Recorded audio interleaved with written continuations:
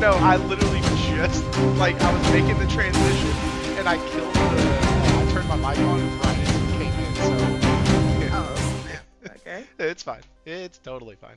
Okay, let me turn there just to make sure, and come over here. Okay, there's that. Where are my... Guys, I was late to coming to the show, as y'all can tell. I got the music turned down now. Sorry. Yeah, I know. I'm all discombobulated. Alright, whoa, now I just turned off the whole main screen. There we go. There they are, the show topics. Alright. So, outside of a bungled intro, we have a really cool show tonight. It's phenomenal. It's great. As Hero just put in the chat, oh shit, Morgan. Yes, we have Morgan on tonight. It's going to be awesome. In honor of Morgan being here, I had to go with some coffee, and this time I had to make it a little fancy. So it is a Nice. iced honey macchiato that I made here at the house with local honey because Ooh, I'm okay. fancy. So, yeah, I'm drinking on that tonight. Hope y'all have a good beverage. We are going to have a great time. A lot of freaking news happened, and a lot of stuff happened today. Like, just shit ton of stuff happened over the past, like, day and then into today. So, we have a lot to talk about. But I don't want to get away from what we've been doing, where we talk about a gaming topic for a lot of the show. I've really been enjoying that. And so tonight for that one, we're going to be talking about cheats in video games.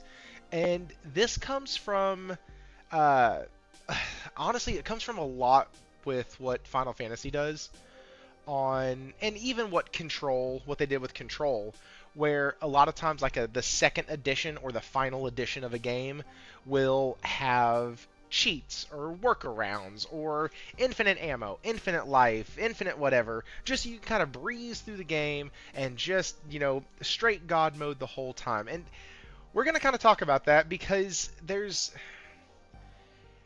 at the end of the day, we would railroad games for being movies that you just press play on and the game does everything for you, but at the same time, I've beat Control twice, and the second time I beat the game, I beat it with every single cheat on to where I couldn't take damage, couldn't do nothing, which essentially is the same exact thing, like except I'm pressing a button. And so we're going to kind of talk about the ins and outs of that. It's going to be a very nuanced conversation. I don't think it's going to be hard and fast one way or the other, so I'm really excited for that. And then the thing that happened right before the show, about an hour or two before the show, Highguard Studios, I forgot the name of the actual studio. This just happened. What the heck was the name of this thing? Oh, Weatherlight? Wildlight Entertainment. Wildlight. There we go. Wildlight. So there's a post that says there's reports of the devs being laid off. So I send a message to Morgan and then to Nate, and I was like, hey, we got these rumors tonight also. And Morgan sends back no longer rumors, and she sends this post from Hunter on X that has like four different posts of devs leaving. And so I'm thinking the game is shutting down, the studio's shut down, it's closing. Do a little bit more research, and that's actually not what happened. They did get laid off, but there might be a glimmer of hope still for Highguard. And I know there are definitely a couple people in the community who have been playing the crap out of it, one of them being Henry Heck. So shout out to Henry on that. I think we can give him a silver lining or a pot of gold at the end of the rainbow, as it were. And then the doom and gloom. Remedy has a new lead guy. He is not a lead guy that I would want in charge of a single-player narrative-driven studio. Just saying. I say no. So we're going to get into that as well. And then, with the worst named game in the history of PlayStation, Horizon Hunters Gathering. We're going to discuss that. If you caught me on the Otter Player podcast, which is the Nate and Morgan show, then you would know where I stood on it then. it's something that I signed up for the beta on. I want to see it. I want to try and play it. And if the gameplay is really good, then gameplay a lot of times can make up for so-so graphics or an art style that's not really my favorite. And so we're going to discuss that because there is something that I found out in the days since the Autoplayer podcast that really just don't sit well with me, and it's related to that new title. So, we have a lot of crap to talk about. With all of that being said, I was also late, so now we're already late, and now we're late into the intro, and we have a lot of shit to talk about. So, let's welcome in the people who are here. Thank you so much. Hero, Josh, Dizzy Delta 88. Josh said rare, honey. That's funny. That's great. Nelson Gaming 12. Okay, that was it. Sorry, I was reading Nelson's comment. Henry is solo. Let's be honest, that's mean. Henry's not solo. Goodbye, Remedy. It was a good run. Hey, don't jump ahead. Don't jump ahead. All right, let's get Lord Jesus. Let's get into the guest for the show tonight. Both of them returning. One of them, I'm going to have to start paying if he keeps showing up. So speaking of that, if you would like to pay me $5 a month, you can pay for my coffee. If you want to do that, you can hit the join button. That'd be super awesome. Thank you so much for those who do that. If you want to support me freely, hit subscribe. It's free. Cost you nothing. And hell, you can even turn notifications off if you want to. Just hit subscribe. It's easy. And then hit the like button. And speaking of like buttons, I know y'all are here for the two guests and not for me. So, Morgan, how are you? I'm great. Can't complain. Always having a good time when I'm on your show. So Good. That's always good to hear. So, this is always a loaded can of worms with you, but I'm going to ask it very timidly. What games have you been playing? Oh man. Okay. So I played and I beat Karen. If you don't know what Karen is, it's a rock mountain climbing simulator. Yeah. Yeah, and it was amazing. Like, I expected the game to be good. I was interested when I first saw it. I was like, oh man, it looks great. I played the demo last year.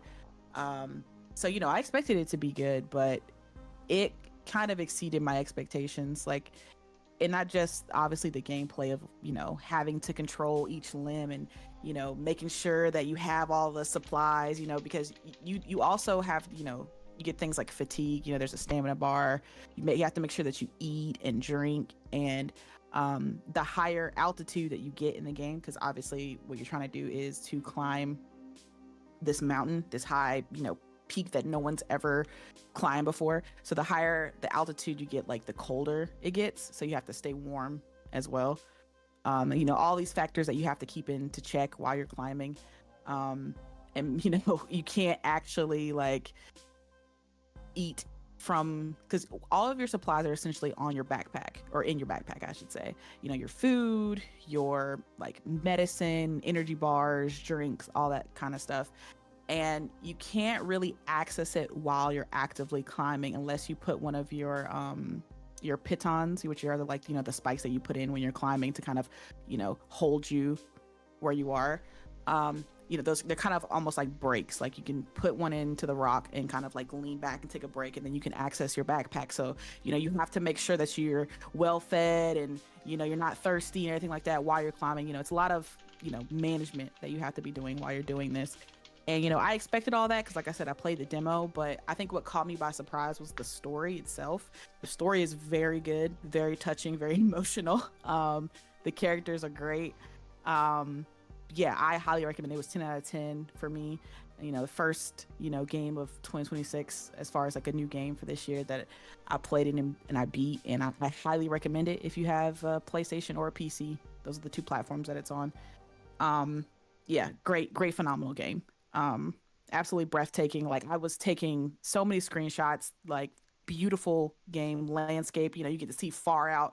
It has a cool feature where you can kind of see where you've come, like how far you've come. You can like go back and look at kind of your trail, like, oh, like, okay, I came up this side of the mountain, then I went around, and like the just the breathtaking scope of it when you actually go back and look at how far you came to get to the top of the mountain. It's actually kind of like I was just in awe of it. I was like, oh damn, like I did a lot. But great game. I also played the Pragmata demo. That's been up for a few days, and I was on the fence for Pragmata. Like I was just like I didn't really get it, kind of the if you haven't seen, the trailers or anything, it's got hacking in it. It's a hacking slash action game where essentially, you're being attacked by like these android cyborgs, and shooting them doesn't really stop them. In order to stop them, you kind of have to hack their mainframe, and which weakens them, and then you can shoot.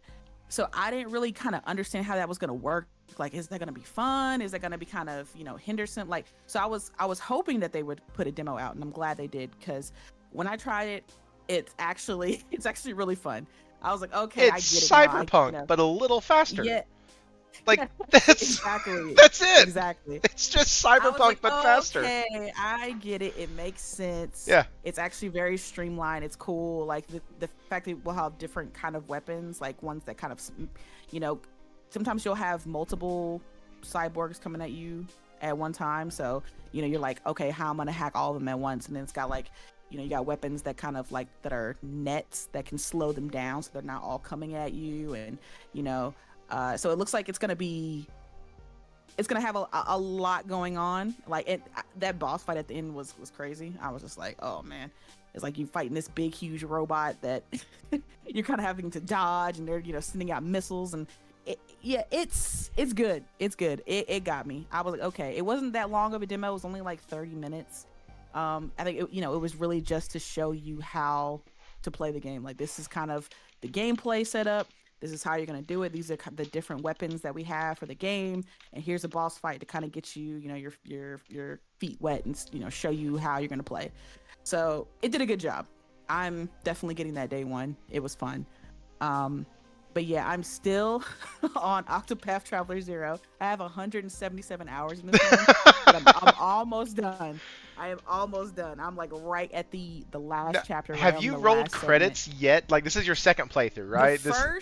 No. This is my first playthrough. Oh shit. Okay. I've rolled credits because there's a fake ending that makes it look like it's the end of the game. So I rolled credits technically, but no, this is the real actual ending. So yeah, I am at the very end. Unfortunately, Nate beat me to the ending, and I'm a little sour about that, but it's okay. He's already beat the game. But I'm gonna get the plat, so I'll have that over him. It's okay. But yeah, it's amazing. I love Octopath so freaking much, and I can't wait. I'm gonna be done with this, and then hopefully I can move on to some other games, because there's too many in 2026 that I have on my list. So I gotta hurry up and wrap Octopath up. But gotta say, busy season is about to start. Like, exactly. March in particular, I swear I have like 7 or 8 games in March that are in my wish list right now. It's insane. I keep looking at the percent ticker on like how much of the story I've completed according to like the PlayStation thing for Cyberpunk, because I really am trying to stick with that game, because right now the story like just has grabbed me. And not the story. One part of the story has grabbed me. I don't give a shit about anything else right now. I want to know what's happening with Johnny, and I want to know what's happening with Pan Am. Those are the only 2 people I care about right now. I want to know what's up with Johnny, and I want my girl. That's all I want. Find out what's up. That's it. She, as soon as I like went and met up with her, and then did the first drive or the first ride along with her, I was like, oh, she's ride or die. Who is this? Because I had 3 options, right? I can go see the furry at the hotel. I can go talk to Judy, or I could go over to Pan Am. And, of course, because I'm terrified of branching decision paths in video games, because I don't want to make the wrong decision, which is what the paralysis was with I'm the same way. Metaphor. I didn't want to make the wrong decision. And so I look it up, and I'm like, oh, these are the 3 romantic options you can have. Oh, okay. And I was like, well, Judy sounds annoying, so I didn't go with that. I was like, I don't really like Are you a male? Are you male V or a female V? Male. Okay. Well, you wouldn't be able to get Judy anyway. She's. Okay. It just when I typed in who you can romance in Cyberpunk, it gave those Mhm. three options, and so that Yeah, makes yeah. sense. Okay. No, I'm. You need to go watch the streams to see my character because I am generic white male number seven. Like it's just, it's all Hey, I it's all did was, right. You all I still a did was badass. randomize that shit. That was it. I didn't do a single bit of editing. Oh man, you didn't take advantage of the character creator. You just kind of just said whatever. Okay, I spent so like I swear I spent like an hour on that character creator. all right, let's bring a Nate in because our first topic is not a topic until just now because it's going to be character creators in first person games.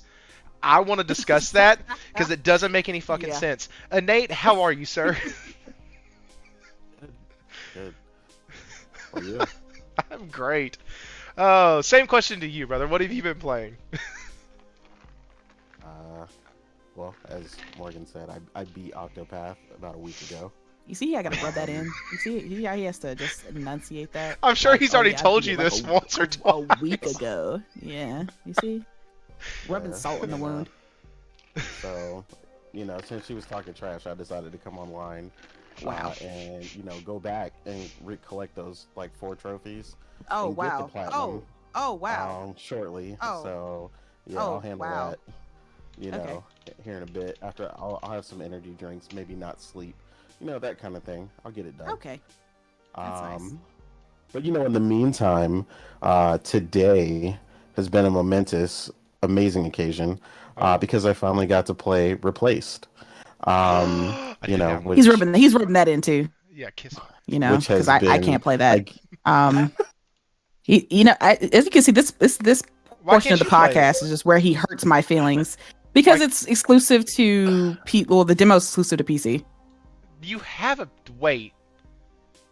No, I don't have PC. no, she doesn't. You don't. How are you? Okay, pause, it, Nate. I'm so sorry. We need to handle now life things. Oh man. Oh man. What? Wait a second. Oh You man. are friends with Innate. Innate, the Uh-huh. Innate, the real Innate, as Yeah. it were. The real one. The Mhm. guy who builds and then upgrades and gives away PCs. And you don't have one? Listen, he's been trying to get me on Team PC, and I've just been like, no. Like, you could have played the Pragmata demo, like, I don't know, a month and a half early? Listen. Morgan is Listen, a fighter, and I tell her that every day.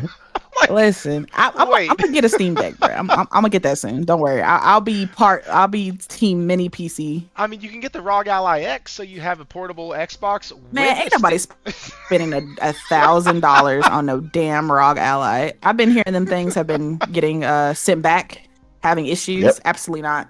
Oh, And so, Asus don't like the RMA nothing, so most of them ain't getting those back. And if they do, they still gonna be broke.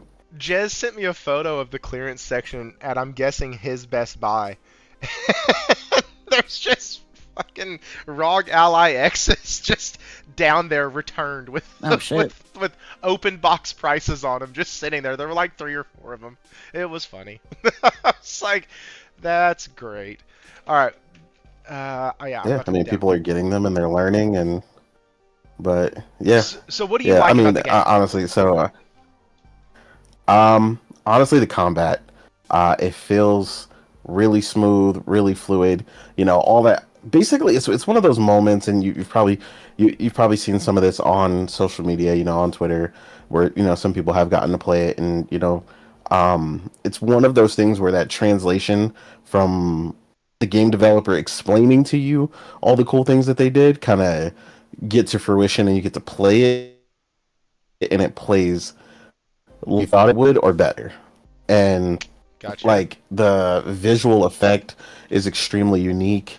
Just the way they kind of blend this cyberpunk dystopian, underground, type vibe, like in the gutter of the city.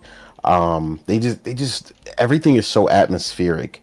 Which I love, because I feel like that doesn't get talked about enough in games where they do it well outside of like horror games.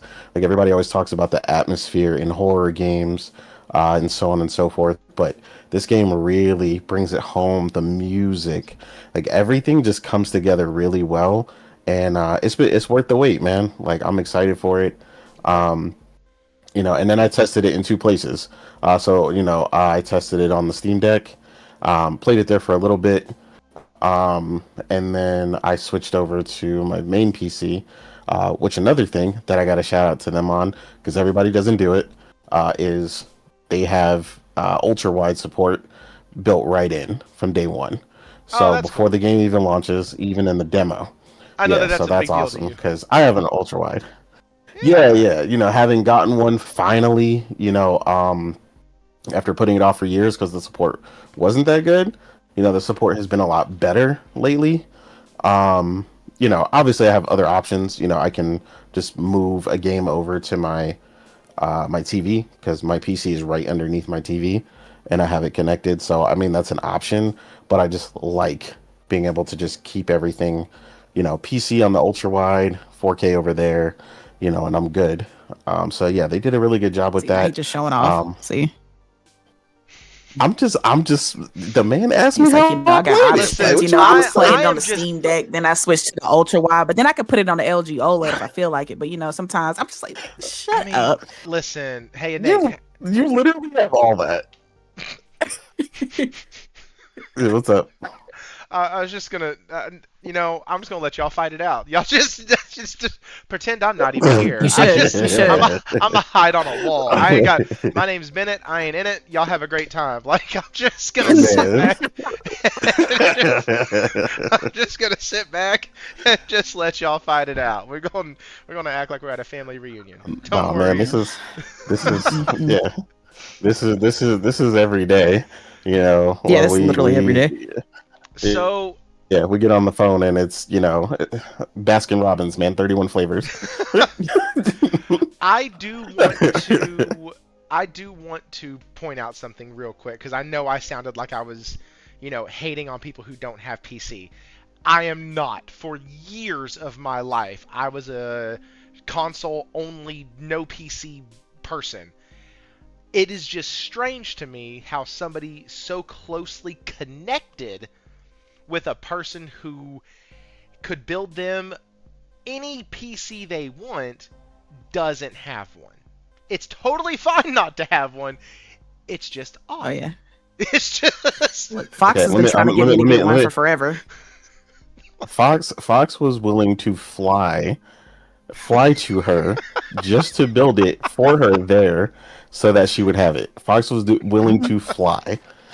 That's how serious we have tried, and I'm telling you, Morgan is a fighter. I'm talking that's MMA, hilarious. world champion, undisputed, 3-time, undefeated Oh man. champion. Like when I say she want to be stubborn, she'd be stubborn. The only time I I got just one don't over on feel like her, I would use it that often because the really only I games that know, are on PC that I really want to play are like, the smaller are indies. games that are like that, that rarely come to PlayStation. So So I wouldn't use it that much. And I feel bad for having this nice PC that I'm not really using all that, often.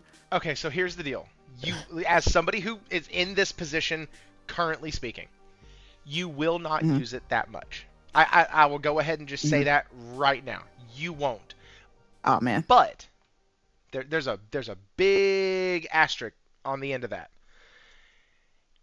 When you can get any demo, because now you can get it on your PC, Yeah. or you can get the demo that only came to PlayStation, because you have both now. It's kind of nice.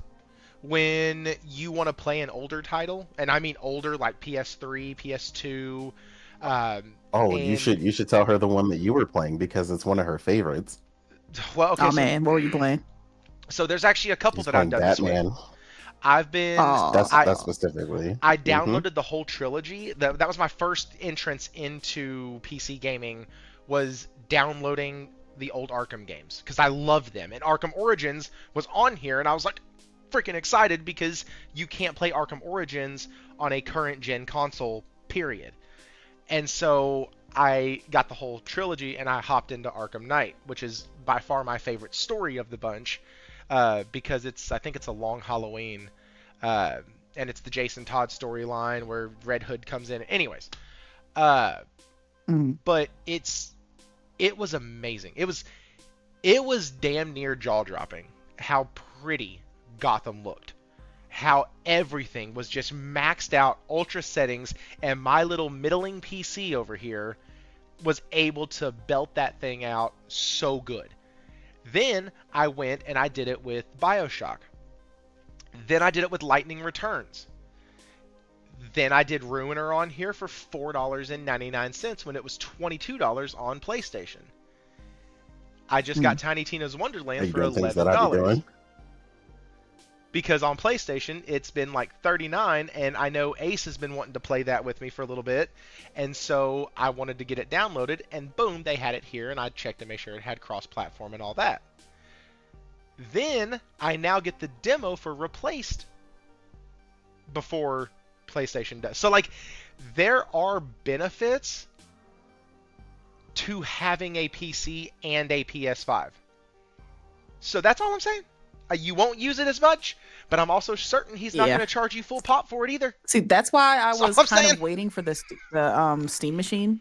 But Valve's playing with that. They did the statement of it's, oh well, we're kind of waiting for parts prices and everything to kind of. I was just like, all right, okay. I'm just gonna end up having to get a Steam Deck, and that's just what it's gonna be, I think.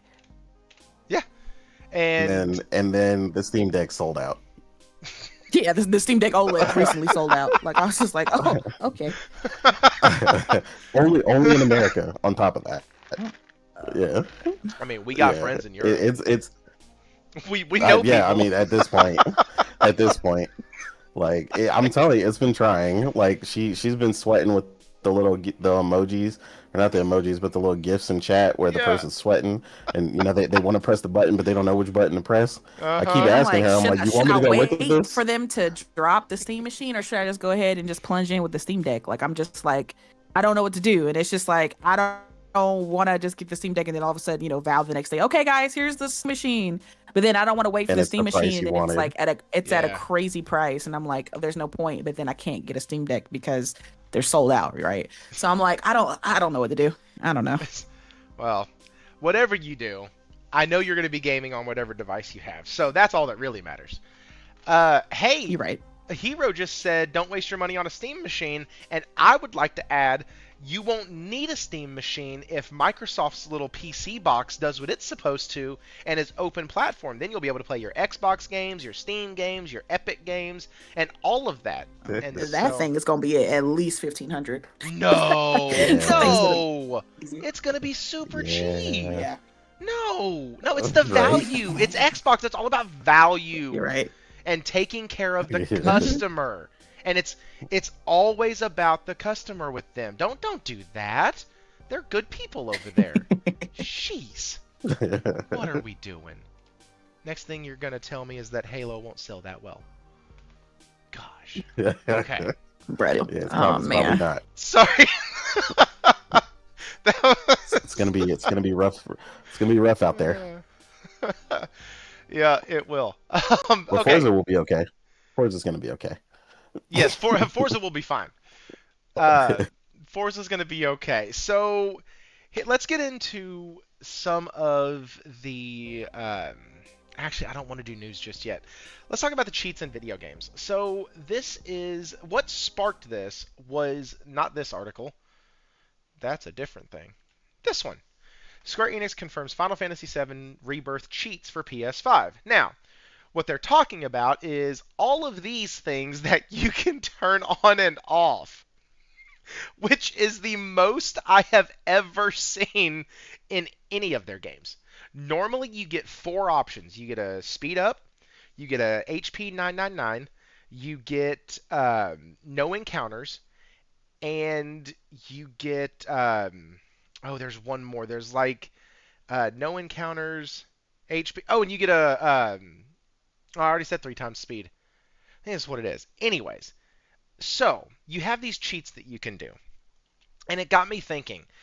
We've had recent conversations about companies releasing video games that are going to play themselves, We have Sony did a patent, I believe, a while back about AI, playing portions of games for people, and I think that was them. It might have been somebody else, but I could have swore it was Sony who did that. People who talked about Hellblade when it came out, that it had that mode in it where you don't have to do anything, and she kind of just walks you through the whole game. And we rightly so, in my opinion at least, railroaded on those type of things at the time because that kind of deletes the spirit of gaming. But, and another big one, when I start thinking about some of the times that I've gone back and played it, the Final Fantasy Pixel remasters, all of those have cheats in them. And you better believe when I'm playing and grinding through some of those older JRPGs, I'm like, yeah, you know what's really nice? 3 times progression and no way to die. Let's go get all my stuff I need and let's keep moving. But at that point, all I'm doing is holding the controller and button mashing, and is that really playing the game? And so, just want to kind of explore this. Innate and Morgan, does that kind of make sense what kind of threads I'm trying to pull on this one tonight? Yeah, it does. Okay. So what's your thoughts on I see what's there. Ultimately, I'm gonna tell you the truth. Is just that Square Enix is paying attention. The reality is they just see it as another option, right? Because the first thing you started with is you could turn them on or off, right? Yes, that is true. So, most things when companies do this stuff, one of the major punishments, which they haven't, I don't know if they said in that article or not because I haven't read it, is that usually you don't get trophies. Usually that stuff gets cut off if you. Yeah, they said it doesn't affect the trophies. Okay, so I hadn't seen that. So that's interesting. Yeah. Personally, it don't bother me none. Because I'm gonna tell you the truth, that a large portion of the population, especially people that play on PC and people that play on PS4, which a lot of people don't know, have access to cheats and use them all the time. You wouldn't recognize them, you wouldn't know it, but companies can see the data. They can tell that people are using them in single player titles. They see them in the mods that go out. This was a discussion that I had with Morgan when I was explaining some of the things people would say, like for Starfield, right? One of my first complaints about Starfield was the balancing. It was a balancing issue with how heavy things were, right? So the most downloaded mod early in Starfield for like the first month and a half was either weight reduction or weight removal. Like at period. Okay. So one of the things that Bethesda, like I said, they paying attention. Bethesda eventually just added a slider in the game, in the options, that you could just turn the weight down. Now, what they should have done is they should have rebalanced it before they did that, because stuff was just too heavy, and that was the real problem. But they saw people doing it, and they were like, well, why don't we just put that in the game? But in their case, they did the game developer way, where they feel like if they give you a benefit, they have to punish you. So if you turn the slider down, the further you go down, the less EXP you get. And EXP in that game is already annoying to get. So yeah, I'm gonna tell you the truth. Most people just kept using the mod and kept it pushing. And then of course there's another punishment for using mods. But again, it's mods, right? So there is a mod to remove the modded problem from your save so that you can continue to get achievements. So yeah, there's a mod for that. There's a mod for literally everything. But what Square, I think, is paying attention to specifically is when their games hit PC, some of the biggest raving things that people love to do is just turn on stuff and go crazy, right? Spam skills, go crazy. This is essentially no different than, to me, when you beat Resident Evil and you get to turn on infinite ammo and go crazy. Gotcha. I love that. I always used to love that. I helped so many people. Funny enough, this came up in chat the other day where someone was saying, Resident Evil 5 might be making a comeback, right? One of my favorite things to do, I helped like 15 people platinum that game. And 99% of the time I was playing that game, I had infinite ammo because I had already beat the game and I didn't care. I was having a ball. I was shooting everything. I famously we beat the one of the bosses so fast in the game because we had infinite RPG ammo that the cutscene messed up because we beat him too fast. Like that is the type of fun I'm talking about. Like that is fun for me. I will break a game all day, all night. So if I could do that faster, like I have no problem with it. So for me, I just think it's just companies capitalizing on what they see other people doing. So it's like, why feel like other people have to go out of their way, or why let your console players feel like they can't have the cheats? You know, because they're not playing on PC, they don't have that option. And again, it's just an option, right? It's doesn't take a lot of work to put these things in from the developer standpoint. This took somebody, you know, a day maybe at Square Enix, if that, maybe an hour, a lunch break, to get this stuff together, because they have direct access to the whole code. Yeah. And you know, yeah, there's mods out, that there's mods and cheats out for a lot of games the day they drop. So you know, if they can do that and they got to rifle through code and, you know, find certain values and all this stuff, you don't even have to do that. You are the company. You know exactly where the values are. Change them, adjust them, make them infinite, make them not. Yeah, he said TLOU 2 had unlockable cheats. Like, same thing. Like, so I just think it's just them capitalizing on that, seeing people having a ball with that. You know, obviously they can't give you all the options that people do on, you know, mods. One of the more famous videos that popped off for Rebirth when it hit PC was like someone using Sephiroth in their party, and they also fixed that problem that where I actually hate, where your side characters don't use their own skills, and I forgot, it's called like My Characters Actually Fight or something, like is literally the name of the mod. Because somebody was like, well, that's stupid. Somebody thought like me, well, that's stupid that your characters don't actually use their skills. So if you want to do a synergy attack, you have to switch to each stupid character in Rebirth and then make them launch the skill. So somebody said, what? I'll make a mod for that. And they made a mod, and now all your characters, when you're not playing them, will also do their skills. So you can do synergy attacks without having to play as Aerith or whoever. Oh, that's really good. Yeah, it's lovely. It's amazing. They were beating the brakes off one of them bosses. Like, it was lovely. I was like, this is how they're supposed to fight. Super annoying, because you have to watch the gauge, and then once the gauge hits, you have to swap over to do... Oh, that's so good.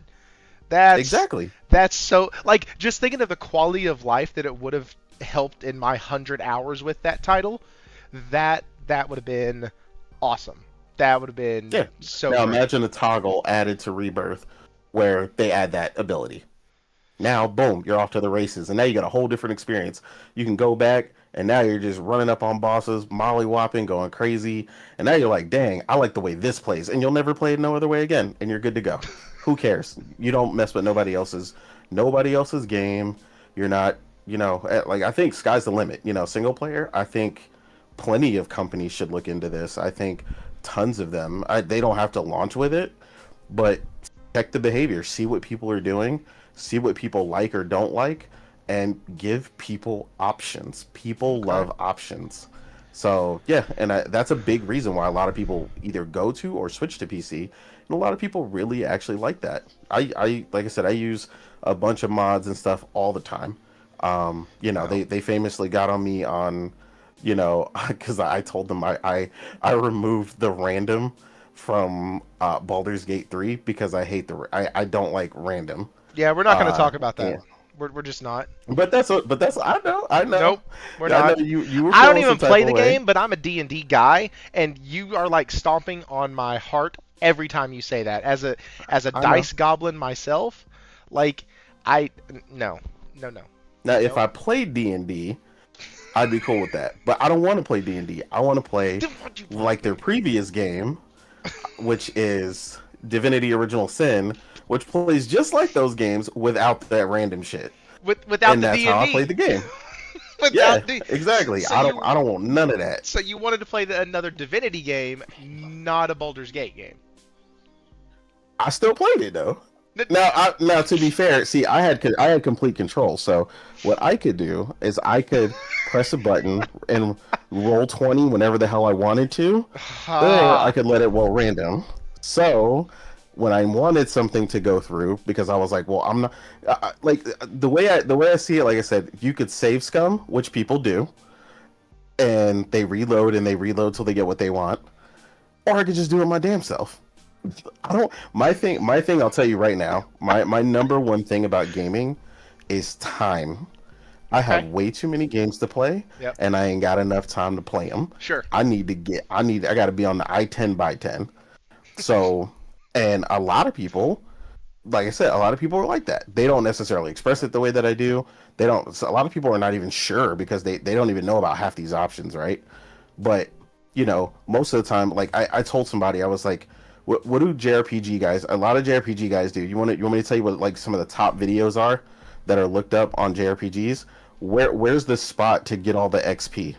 Where Yep. can I level fast? Where can I? You see Oh what I'm yeah. saying? Best place to level up So in Final Fantasy. Best place to level up in Expedition 30. Like yeah, it's exactly. yeah. There was a spot actually in shoot, I can't remember which Final Fantasy now, but it was one that developed like you not developed. It was one where you had to develop your character with AP, Hmm. and there was one boss that would give you like 15 AP, but it was a pain in the butt. But I Yeah. think it was one of the older ones. It might have been 8.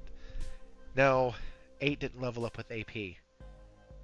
Anyways, I remember having to go, and it was like, yeah, if you go over here, you can just keep farming. And there was one of those cheats where you had infinite life, and you were Hmm. able just to keep farming that section. So it was, And there it you was. go. Wait, hang on, it's coming back to me. It was Final Fantasy X. No, you couldn't farm it, because I'm sorry, you couldn't farm it with a cheat code because Final Fantasy X never got them. Anyways, that's salt in a very deep wound for me because I really want to play that game in God mode.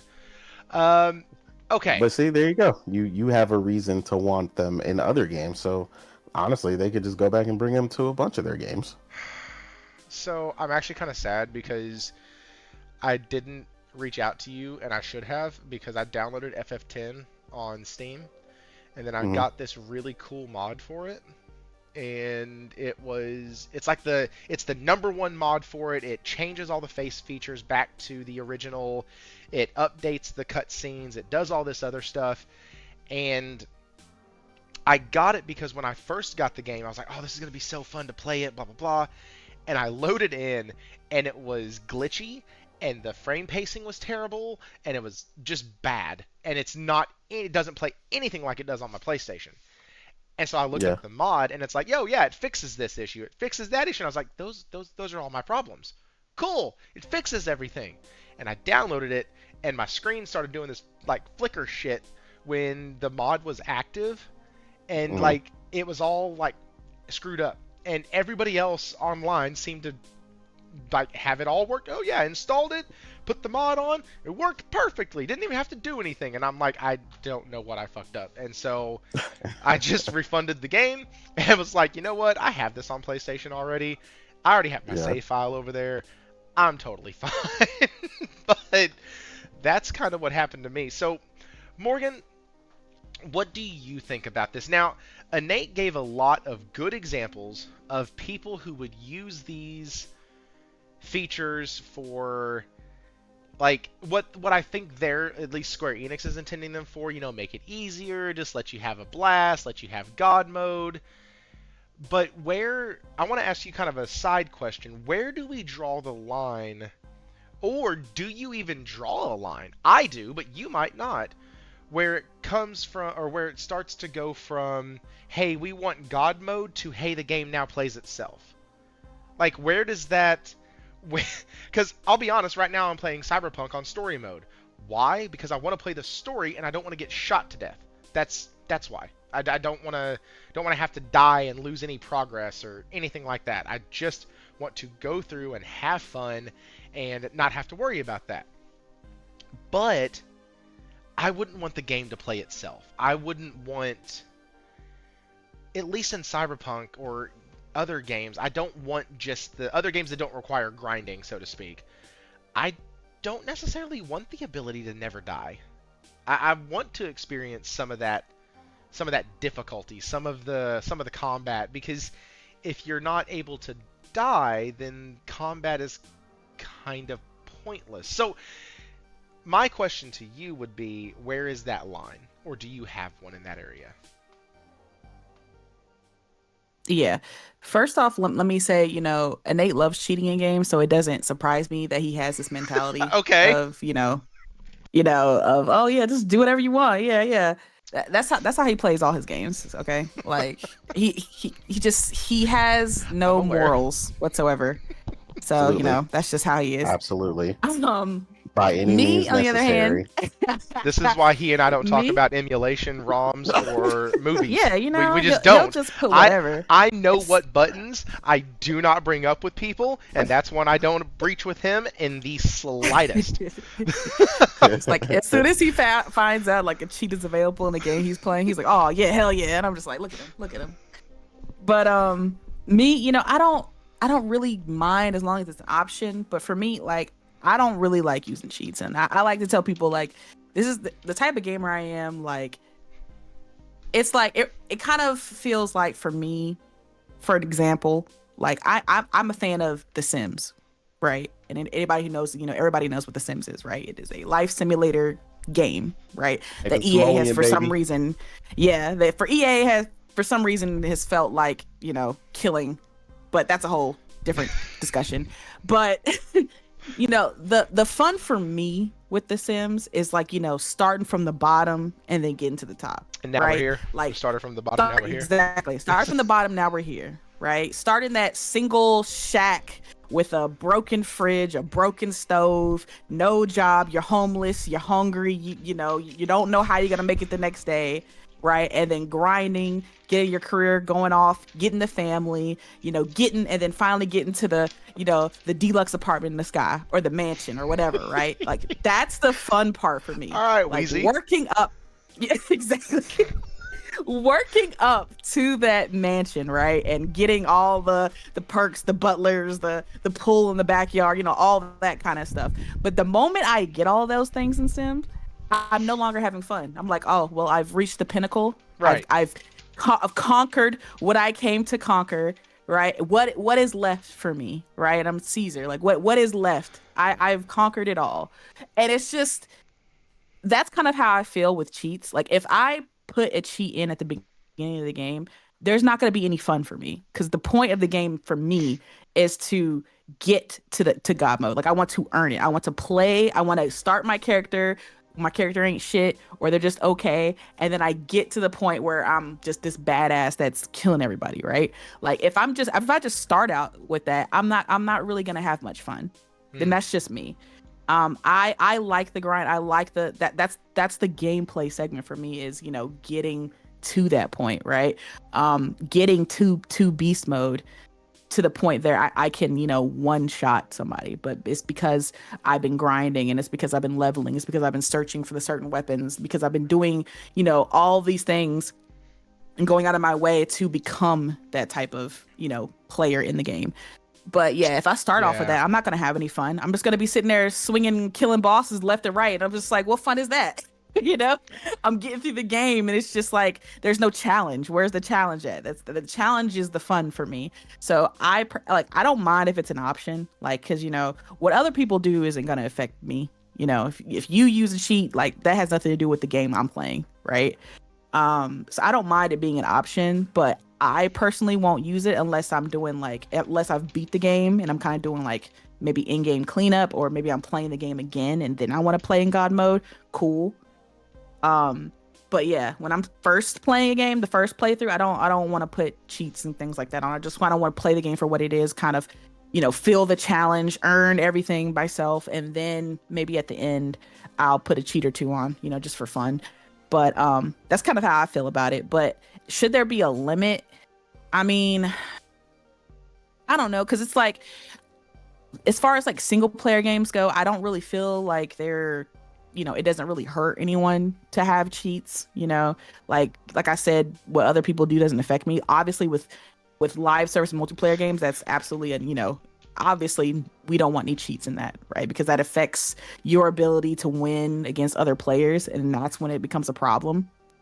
I Gives agree. you an I agree. advantage.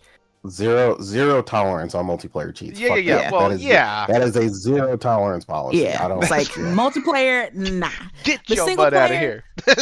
you know, because there's a mode specifically I remember in South of Midnight, kind of random, but where you have the ability to turn the gameplay essentially off, right? Where you can go, because the combat in that game is at least is essentially designed in a bubble. Like there's no, you run into enemies as you're walking. It's just they're all in a certain section for each level. Like, oh, okay, you jump into this one little, area, kind of like how they did in the OG PS1, PS2 days, where it's just there's just a certain section when you get to a level that just has the enemies, and that's where you fight them, and then you move on to the next level, and then there's a certain section. So because the gameplay is set up that way, you have the ability to essentially just skip that section and not have to fight. So essentially it would just become like a game with just the narrative. You're just kind of doing the platforming, you're kind of going through the level, and you're not having to fight. Some people got mad about that. They're like, why the hell did you take the gameplay out? And I'm just like, the gameplay, because that loop is so simplistic, the gameplay gets old after a while in South of Midnight, at least for me. Like you're just doing the same thing 7, 8, 10 times. It's like really no challenge, and it just becomes annoying. So it's like after the 5th or 6th time, you kind of get the gist of what the gameplay is like. You really don't need to do it anymore, and just kind of, I just want to see the story at that point. So I skipped a couple times. I was just like, bro, I don't want to do this again. Like I just want to see where the story is headed. So I skipped. So I don't really know if there's like a line that shouldn't be crossed, because I get that turning gameplay off essentially at that point it becomes a movie, right? You're just kind of walking, you're not really doing any kind of quote unquote gaming. But I don't know if there's, at least in single player games, I don't really know if there's a line, because there's plenty of games I've played that really didn't have much of combat or gameplay, and I've loved them. Coffee Talk's one of them, doesn't really have combat or gameplay, but it's just about the story, right? But I don't know, like I don't know how to feel about it. Like I don't know if there should be a line. Like I like, again, because the only thing I would have to say is that it would have to be an option. Like it can't be something that's just, you can only play this way, right? Because that's when it becomes a problem for me. Because I like choices. I don't want to be forced to play a certain way. Like I don't want to be forced to play in God mode, and I wouldn't want people to be forced to play, with no kind of help whatsoever, right? So as long as they make it options, like make things optional, I don't really care. Okay. And but I will clown Nate at every time he uses a cheat. Like that is not an option. That's something that has to happen. So now Do it every day. I'm gonna defend Nate a little bit, and here's why. Oh man. Because, well, I started gaming on the regular Nintendo. Okay? We didn't have the internet. We didn't have anything except the blacktop at the school. That was what we had. And so there was, the first thing anybody tried to do in any game was find the cheat. And so let's see. Mario, you had ways that you could break it to where you could jump levels and skip levels because you could find hidden screens, and those were built-in cheats. The first thing that everybody knows, if you ask a kid who was born in the mid-'80s and raised in the '90s, what's the Konami code? Up, up, down, down, left, right, BA, BA, start, select. That is a permanent file holder in my brain. That's never leaving. Why? Well, because I owned Teenage Mutant Ninja Turtles 2. And there was no way in hell you were getting to the end of that game without that cheat. And so, like, we've been breaking games for a long time. Some are intended, some are not intended. But we've been breaking games for a while. We've been finding ways to make them easier for a very long time. A couple games even started playing around with it, right? Like you had Mortal Kombat that, You could actually enter in certain cheats. Some of your fighting games, you could select different icons at the beginning, and if you matched up 3 certain ones, like this is arcade stuff, like you would find ways to break games. There was mode in NFL Blitz that was already about breaking the football game, but you could get like big head mode, or you can get unlimited like strength or Oh yeah. or whatnot. Like, and so there were different codes that you could input to get those things. So fast forward, technology advances. Now you don't have different codes necessarily, but what do you have? Well, you have mods.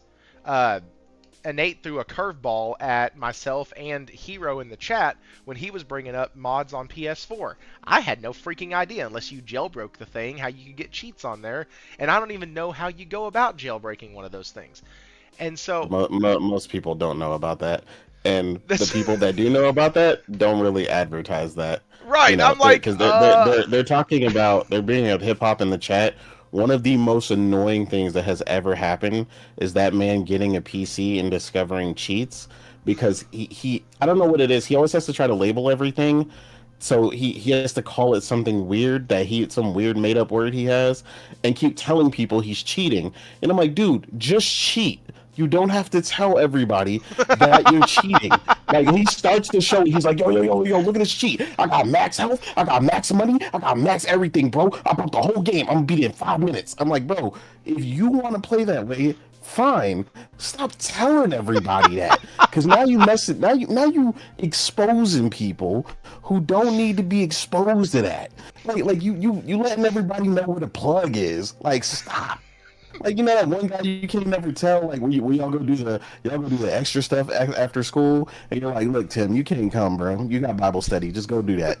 You know what I'm saying? That Tim can never come. He's cool. He can come when y'all do all the regular stuff. But when y'all sneak out and y'all go to the party, Tim can't come because he a snitch. Okay, Bible study's cool. It's all right. Listen, I was the kid that couldn't come because I was at Bible study. Y'all can kiss my rear end, all right? Like, Bible study, so I had to show up. I was at youth group.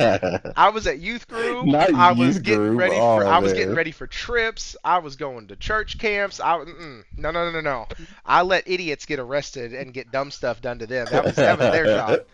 I was going to be a good kid, and I was a good kid. So, no.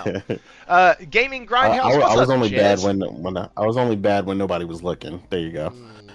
Dude, I was so squeaky clean good that I could have walked up to my teacher, told her I cheated on the test, actually cheated on the test, and she still wouldn't have believed me. I kid you not, I got away with so much crap in high school because of my street cred that carried over from middle school. Like, it was, they knew me as the squeaky clean kid. I didn't mess with nobody. I didn't hurt nobody. I didn't yell at nobody. I was a good kid in high school. Clarify. Yeah, I mean, I can't deny that. Like, I wasn't bad in that way. I know, like, we've talked about this before. My school record is all Gucci. Like, but except for one time when I laughed at a teacher because somebody said something funny, and I literally could not stop laughing, and she sent me to in-school suspension. And because I was like, I don't know what you want me to do about that. Like, I literally can't stop laughing. Like, it was just the funniest thing ever, and I wasn't like I literally. She said, "Well, laugh in ISS then." Yeah, she did. And I picked up my bag and I laughed all the way out the door, all the way down the hall until I got to ISS, and I think I finally stopped laughing. And when I got there, she asked me what I was doing there because she know I'll never be there. And she looked at it and I explained to her I got sent out for laughing. And she tore it up and she threw it in the trash and she said, "Have a seat and you can leave when the next period bell rings." So it never went on my record. She just tore it up because she knew I wasn't bad. I was like, "What you want me to do?" It was funny. Like, yeah, that's so. Real quick, shout out to Jez, member for 20 months. Game Genie and Nintendo Hotline, hit the like, dude. Nintendo Hotline. Absolutely. I called that shit once, and my dad grounded me from the phone for a year. Like, I didn't. So, fun fact, that I actually just learned about the other day. Game Genie actually beat Nintendo in court. What? That is legendary. So they went to court? Nintendo, they went to court and they beat them. They tried to say that they were altering their intellectual property, And they won because the court decided when a person purchases a game, it is now their property and they can play however they want. So if them adding the Game Genie would now be considered modification or changing of the core game, then that would mean anybody who plays the game in a way not deemed directly by Nintendo would basically be able to be sued. So Nintendo actually lost, and Game Genie won, and they went on to create one for SNES. They went on to create one for Sega, and so on and so forth. So that is a legendary move by Game Genie. That they are one of the few people who have ever gone to court at with Nintendo and actually beat them. Yeah, I just looked it up. So shout out to Game Comicbook.com. Genie. This was actually an article on comicbook.com 4 days ago. It cost them $16 million. I never knew about. I knew that Nintendo tried to sue. Oh crap. Tengen. They were the company that made the black Nintendo cartridges. They were the black ones that had kind of the triangle tipped end where it like sloped down a bit. And I believe that like Gauntlet was on there. I think there was a baseball game that like RBI Baseball used those, and Nintendo was pissed because they weren't actually licensed cartridges. They were not Nintendo cartridges. And Nintendo did not like that at all. And so I knew about that one, and Nintendo actually won that one, but distribution wasn't like it is now.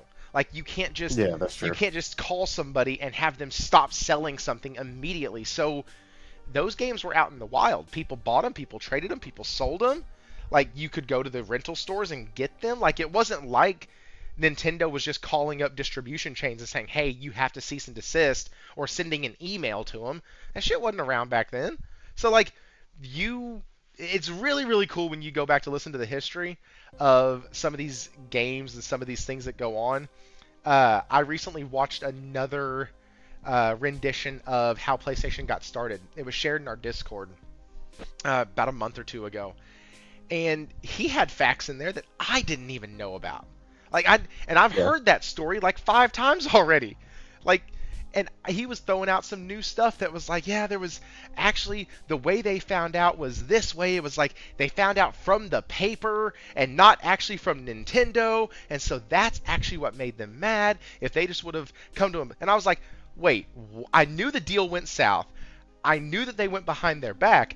I had no idea that Sony found out because of a newspaper article. I hadn't actually heard that. Yeah, that was unless I'm mixing up what the guy said, I believe that's how it was presented. And I was like, that's cold. That's like damn. Okay, so Morghan Kimes is now the queen of petty, actually. Morgan with the $4.99. I'm just here to say Innate is a cheater. and then Nelson Gaming 12, member for 13 months, another member of the Otter Player podcast getting in on this. I'm just here to say I agree with Morgan, Innate Genie. So hey, look, let him know. So listen, I kind of sit where Morgan does on this. If it's a series that I've played, like for some reason I'm okay with it in the old JRPGs. I actually welcome it because even if I've played them or not played them before, it's one of those things that I don't have to deal with the grind because I don't have the time to. As much as I can't come home from school and get on my PlayStation by 3:45 in the afternoon, take a 30-minute break for dinner, do some dishes, shower, go back and play another 2 hours before bed. I don't have time to put in 6 hours of gaming a day anymore. I used to, and it was a blast when I could, but I can't do that anymore. So grinding in those old JRPGs, yeah, please, for the love of God, give me sliders. Please. Outside of those, though, I do like games that give you all the cheats after you beat. Because then I can go back. 1, I feel like I've accomplished something. 2, I can go back and have that same experience and be able to explore certain areas that I didn't want to before because the fights were too hard or too tedious or whatnot. Mhm. And also the skipping bosses thing, as some Jesus Morgan, Morgan Morgan did another 4.99. This man and Nate has fake plats. Don't believe the hype. Jesus. I spent however much money I need to call this man on his BS, okay? Hey, she can call it whatever she wants. Listen, that's funny. Okay, so I forgot. Okay. I'm not gonna get through this. This was nope. I'm not getting through any of this shit tonight. That's fine. That's great. I forgot where I was, and I had a really good train of thought going, so that's fine. It's cool. Thank you. You said, you said, you like when they give you, the games that give them to you after you beat them. Oh, yes. And, so like, yes, yeah. that led into Neo 3. Okay. Mm-hmm. I've played the game. I have 10 hours in it. I played the demo. Yes, the demo is 10 hours. That map that you can explore on that demo is huge as hell. Y'all need to go play it. Y'all need to go check it out. If you had any inclination towards the combat style in Stellar Blade, it is almost just like that when you play the Shinobi. It's so close. It is so good. The one difference is that the bosses are hella punishing. So, having the ability to either, Metaphor did this, to either die to a boss 5 or 10 times and then the game go, hey, listen, you seem to be struggling here. Would you like us to lower the difficulty for this fight? You're like, yeah, that'd be great. Thanks. Like, I would actually love that. I appreciate that. Thank you. And then it puts it back That's a right quality, to normal. a great quality of life feature. It'd be great because here's the deal. The combat in freaking Neo is so good in this game. It's not slow. It's not tedious. I never use the samurai after I unlock the shinobi. Ever. And I won't. It's pointless. It changes the game so much.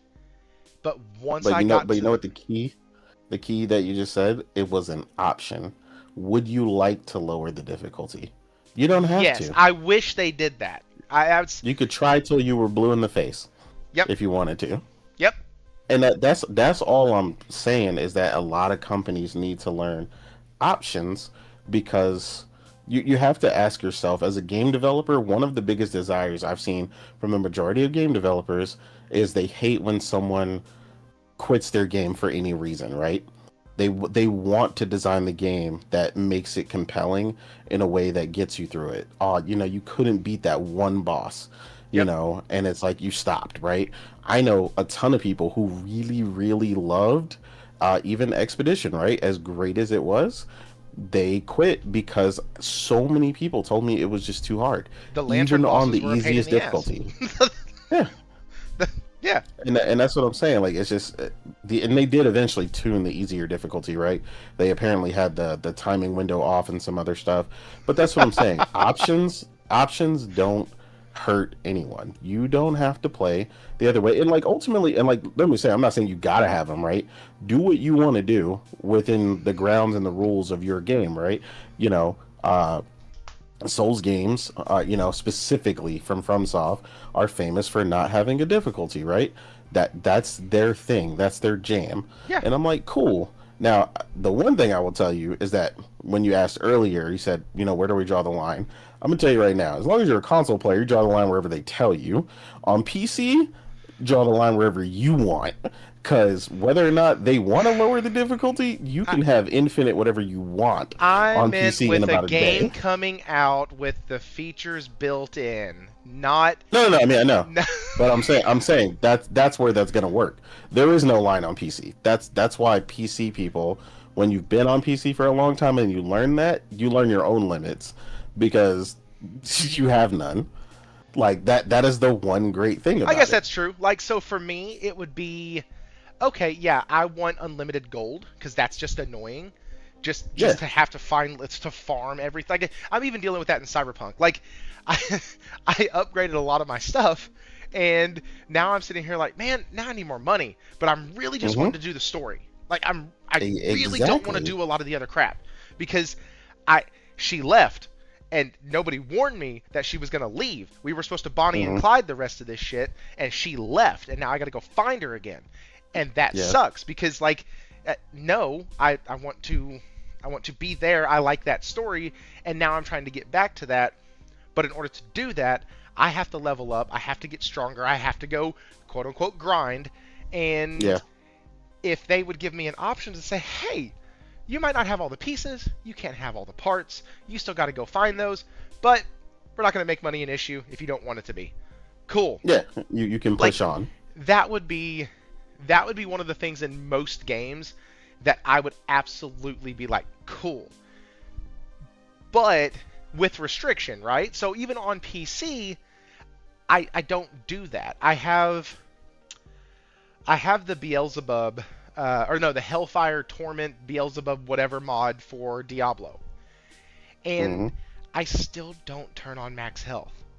Because even though I die so much in that game, part of the fun of that game is getting down into the labyrinth, going as far as you can, going back into town. It's inventory management, it's hack and slash, it's looting, and I just feel like if you're not having to manage your health and your mana and with your spells and your weapons and the durability of them, then it takes away from key things in the game, which, like, key elements of the gameplay, of what makes it so good. I do not know many people who look at a JRPG and go, oh man, I tell you dude, the grinding, best part of the whole game. Like, that's I actually saw that tweet the other day. I literally didn't. saw that tweet. No, you didn't. Like yesterday. And the comments are full of people who are like, well, I don't know about that. Like, listen, I get down with some JRPGs, but I still think you're wrong. He literally explained the problem with it. He goes, there's nothing like, turning on some good music and just getting into the grind, or an anime or something. I was like, bro, that is precisely the problem. You are about to do something that is so tedious that you have to turn something else on because you don't want to sit there and keep doing it, but you say you do. You don't really want to do it. All right. Well, I'm gonna let y'all fight real quick. We've been here for over an hour. Hit the like button. There have been up to 20 people in here at one time, and we are sitting at 10 likes. Let's, if you haven't hit it, please do that. And, all right, well, we're going to get into news after y'all get to see the fight between Morghan and Nate. Morghan Kimes with the $4.99. You do realize you can just talk, right? Like, you don't have to. You don't have to keep I gotta put my stamp on that. I gotta stand by what I say. All right, $4.99 from Morghan. Nate is not a real JRPG player. He does not respect Dragon Quest. I'm the real JRPG queen. Sorry. All facts. All facts. Hey, look, people could argue with me all day and all night, but Dragon Quest is one of the simplest JRPGs on the planet. Can you hear the slander happening right now? And people are gonna eat that, whether they want to acknowledge it or not. God. You can like it. What's the best JRPG on the planet? No, I said it's the simplest, not the best. Dragon Quest? Yeah, it is one of the simplest. The slander that's happening right now. JRPGs. I'll give you a perfect example. One of the main JRPG content creators, right, for Dragon Quest Reimagined, talked about his baby daughter, who is like 4, playing the game, and he was like, yeah, she was doing really well. The only thing she kept doing is she kept using the fire spell, and he was like, yeah, but she was winning and she was having a blast. And I was like, yes, because it's not hard. Like, that's not the point of Dragon Quest is, especially Dragon Quest Reimagined, is super easy. As a guy, Dragon Quest 11 is a little different, but it's still not complicated. Which one? Aw. First of all, Happy birthday, Warawana. Oh. you know what? You done cut me. You done beat me to it. Oh, I'm sorry. That's I fine. apologize. I was about to say I was trying to let him talk and do that, but you know the JRPG Queen it doesn't have to follow like manners or anything. So what up, Wara? Happy birthday, man. How you doing? I don't know what you came into, but it's a fun night tonight. Right. I'm not quite sure what we're doing here, but it's been great. So, Morgan, you might just leave once I say this. I have false started 3 Dragon Quest games. They are annoying as hell. They are very rudimentary. The characters are boring, and there is nothing about the openings of the 3 that I have tried that make me ever want to play them again. Also, the character designs for the new one look absolutely god-awful, and I did not like them at all. They looked too chibi, and they should have just gone back to pixel if this is what they were going to do. Oh man, we keep it real about Dragon Quest tonight, baby. I see snap. you. The Dragon Quest slander is crazy. Oh man, when we call weed for reinforcements. I'm just. Oh man, yeah, I need weed. Listen. You might still be sick. I played Echoes of the whatever, and it was bad. It was awful. I made it out of the castle, went a few screens over, and was like, this game is boring as shit. And I shut it off. And then I went to go play real RPGs. And those were great. Those were amazing. Those were like... It was... So, Damn. you're not going to... I was not in line for Dragon Quest 97 Reimagined. I just wasn't. It's not my thing. I will be informing the JRPG committees. It's okay. They'll be notified.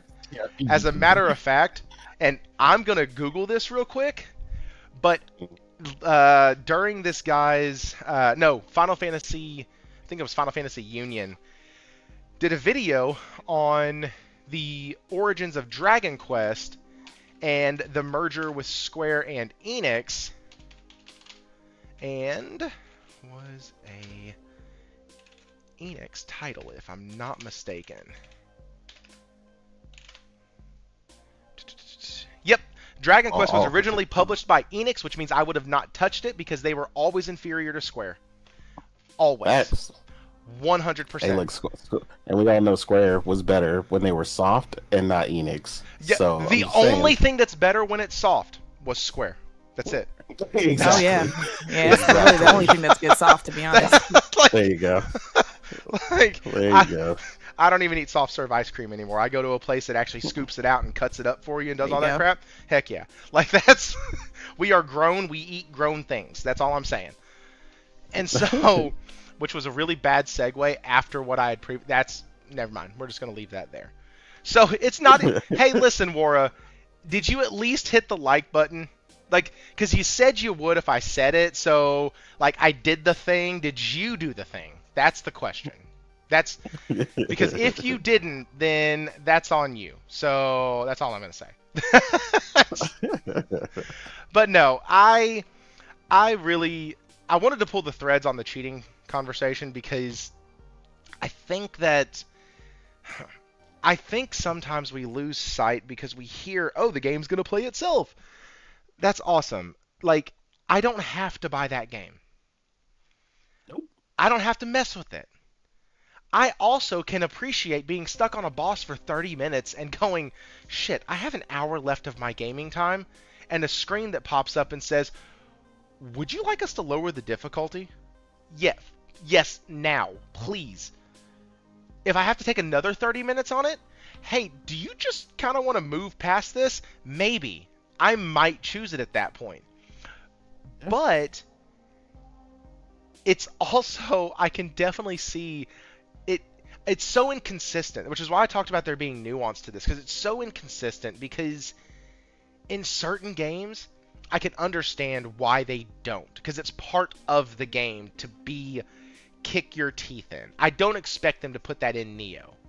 Is it something that I would love to see in Neo? Would it make me go out and buy the game next week? Yeah, probably. Because outside of that, the game is phenomenal. Well, outside of that and the cutscenes being in 30 FPS and jerky and unstable on the goddamn PS5 Pro, everything else is fine. Yeah. That one chaps my ass a lot because it shouldn't be choppy, and who the hell still does cutscenes at 30 FPS? That's like So I was gonna say, so the one thing that I do want to tell people to be careful of, be careful when criticizing some of this stuff, because some of these things are accessibility features, and just because they're Yeah. new features that maybe were not considered before. Like, That's true. look, there is a drive assist that basically turns for you in Forza Horizon. That's why Forza Horizon 5 won like every accessibility award on the planet.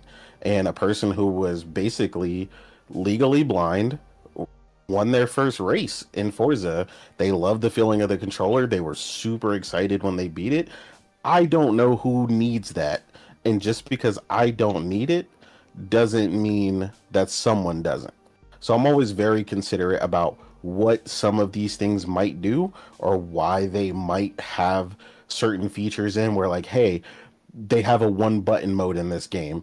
Well, some people, I'm like I said, like Priscilla has been in the field of, caregiver and a bunch of other stuff for so long. I'm so familiar with a ton of diseases and a ton of things, and it's like a lot of these things are built for people who want to be able to still play the game, right, in some form or fashion, right? Yeah. Shout out to one of my homies. I don't remember his tag right now, but most people have seen him. But this man, it plays like a pro Call of Duty player, and he but I forget. But I think it's cerebral palsy. I think it is. I don't want to be wrong, but I think that's.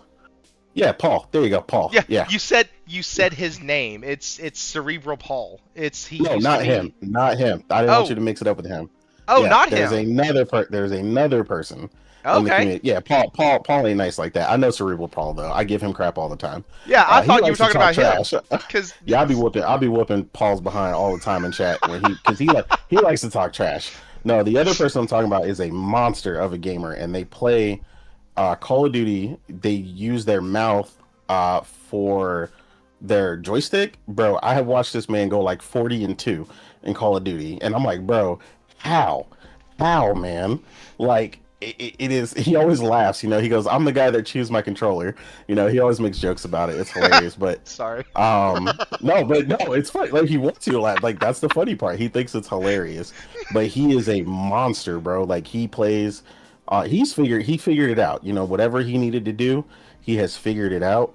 But a ton of people had asked him, about the accessibility controller, that PlayStation came out with and stuff. And they're like, hey, would this be a cool thing for you? People want to know, because people ultimately realize, like, there's a rhyme and a reason for all that stuff. And ultimately, gaming, we want to be as accessible to as many people as possible, however that needs to happen, right?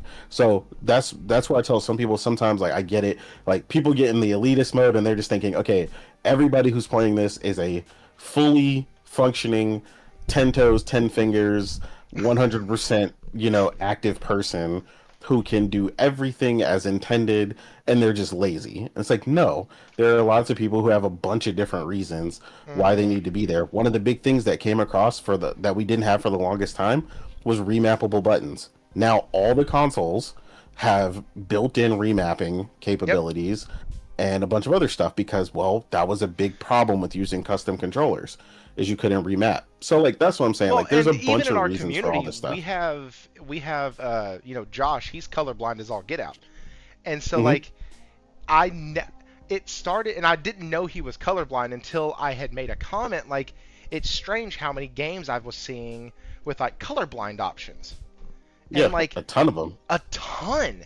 And that was even, like, it was started on the PS4 from, like, what I can remember, because you would have some of the Sony titles that would have colorblind options or colorblind filters. You had some of your shooters, I think, had it. And, like, that was really cool. And even Battlefield 6 has it to where it'll, like, highlight the enemies in, like, a negative space almost, where it, like, grays out the background and the enemies are, like, red. Yeah. I think it was. I'm not gonna lie, I've definitely used that before. I think it was Battlefield. And so, like, all that stuff was like really cool. It's really good, and I was like, why is that in there? And then that's a little later I found out that Josh was colorblind, and I was like, oh, I'm just a dick. Cool. Yeah, like but you don't know what you don't know what you don't know, right? Right. Like I didn't. I at first I thought people were colorblind in like one way, and then I learned people are colorblind in like 50 different ways, and then so we started seeing like 50 options for colorblind, and I would go through them, and I'm like, who sees this way? Like what? Like what is this? And I was like, I thought the colorblind only needed this, and it was like, no, some people are like sepia, and some people are this one, and like they have all these crazy names, but they're all different things. And I did always ask my friend, he's like colorblind for red. I was like, you ever try that when you were driving? Like, look, officer, I'm colorblind. I didn't know it was red. Like, you know, I was like, look, man, that is a get out of jail free card if I ever seen it, bro. Just tell them you couldn't see the color and be like, look, I'm sorry, officer, I'm colorblind.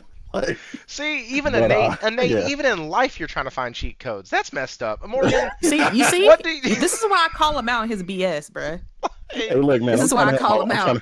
Trying to help my boy out, you know what I'm saying? Because that's why the lights. Are you talking about like stoplights? Is that what that's exactly. Yes, that's exactly what he's talking about. They're on different positions and the things that wouldn't even work because the green is on the bottom and the red's on the top, so he couldn't even get away with that. But it was like gray though, so I didn't know it was lit. Oh, jeez. Jeez. I mean, I'm not sure that excuse has ever worked for him. I just asked him, has he ever tried it? You know? Nate gets pulled over. He puts on some sunglasses and gets out a walking stick and goes, "Officer, there's no way I could be pulled over. I'm blind and I can't drive. I don't know what you saw, but it wasn't me." Yo, look, it wasn't me, man. Honestly, he'd be like, well, how did you get pulled over then? Because if you didn't see my lights, then, you know, I could have just kept driving and be like, I didn't even see your lights, sir. I'm colorblind. I didn't even know those were on. Oh my god. Yeah, I heard the siren. My hearing is amazing. Because colorblind means I can't see flashing lights. That's what that means. But no, it was. Yeah, I would definitely try it. On the accessibility, and you're right. Some of these things are just accessibility features. It's the same reason why I get so pissed off when I play a game that does not have adjustable menu text size and adjustable subtitle size. Or my favorite is Horizon does this and it pissed me off.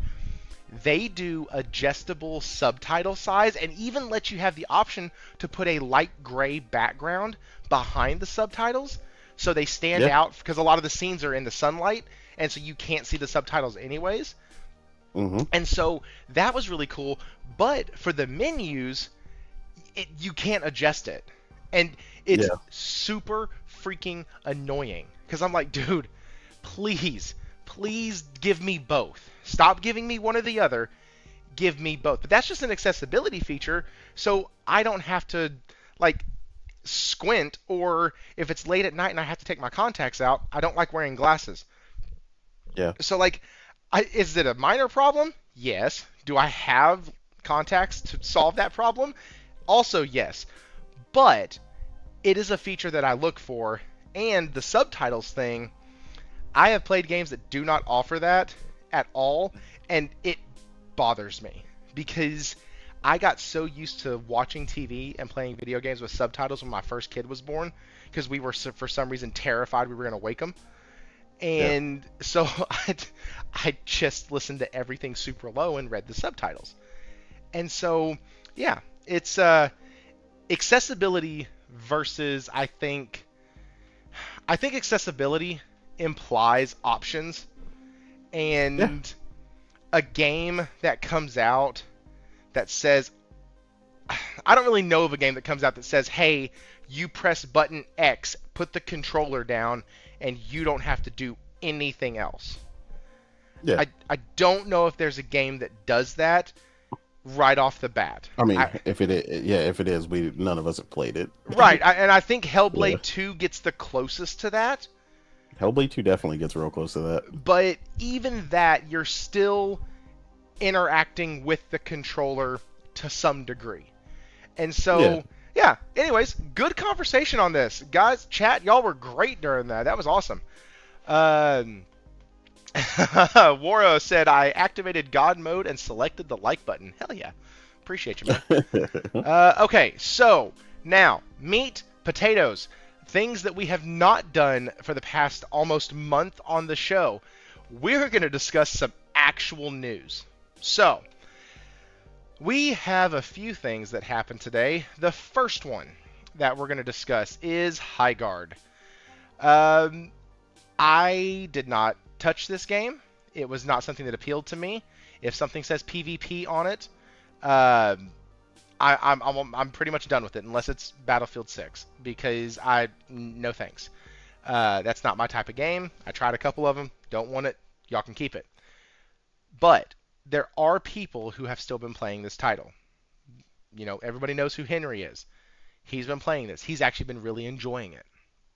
And to hear that news today that they have fired a lot of their staff, send them out the door, I thought the next announcement that we were going to get pretty quickly was, hey, the game's dead. We're gonna keep it open for the next 3 weeks or whatnot, then we're gonna close it down and blah blah blah. But there's this article by PC Gamer. It says 16 days after Highguard's launch. After Highguard's launch? No. 16 days after Highguard's launch, the studio has laid off most of the staff. Just before launch, Highguard devs told PC Gamer it wouldn't need huge player numbers to succeed. Okay. When you purchase, never mind, that's their advertisement. Okay, just before launch, Highguard devs, he repeats what he just said in the title.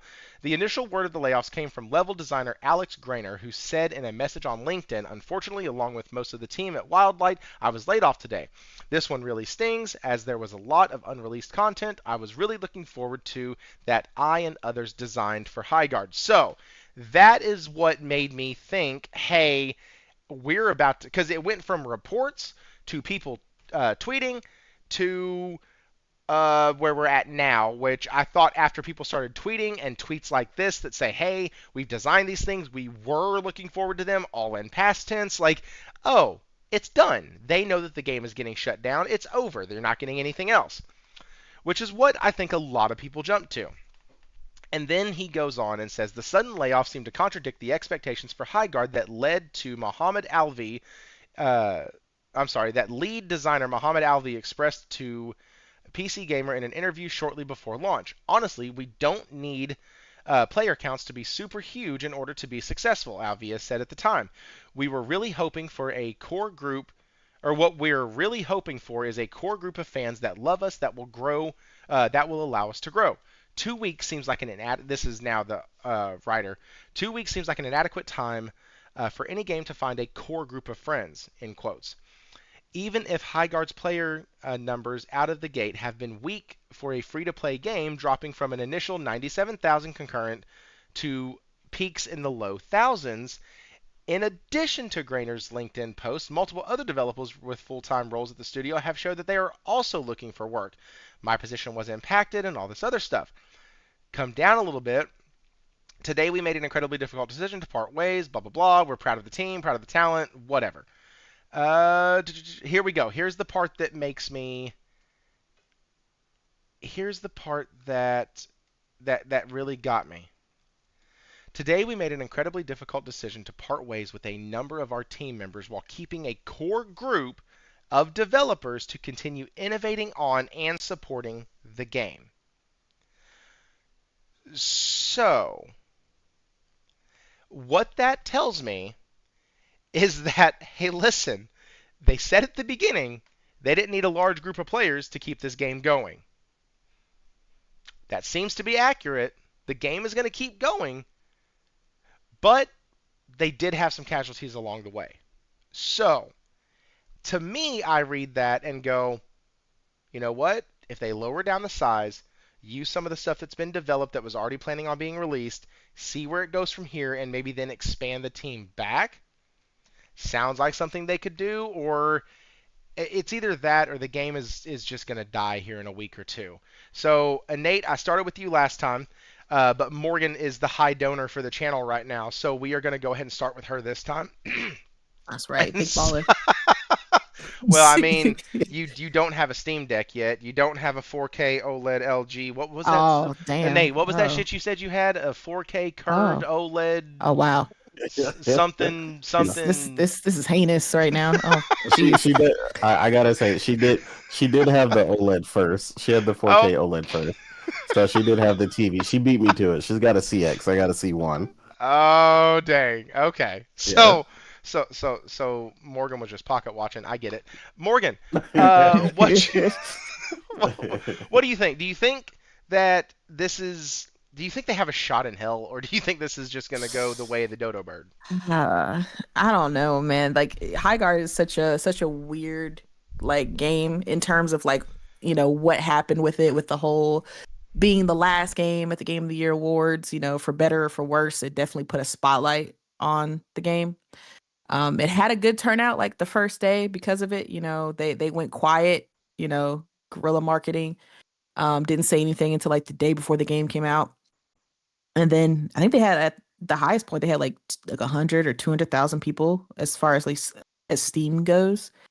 But then it kind of casually dropped off because, at least according to the gamers, because I haven't tried it, they were saying that they were getting like kicked out of matches or they weren't being able to like match make with their friends, or like it kept kicking them out after this tutorial and it wouldn't let them get into the game, or some kind of kink like that.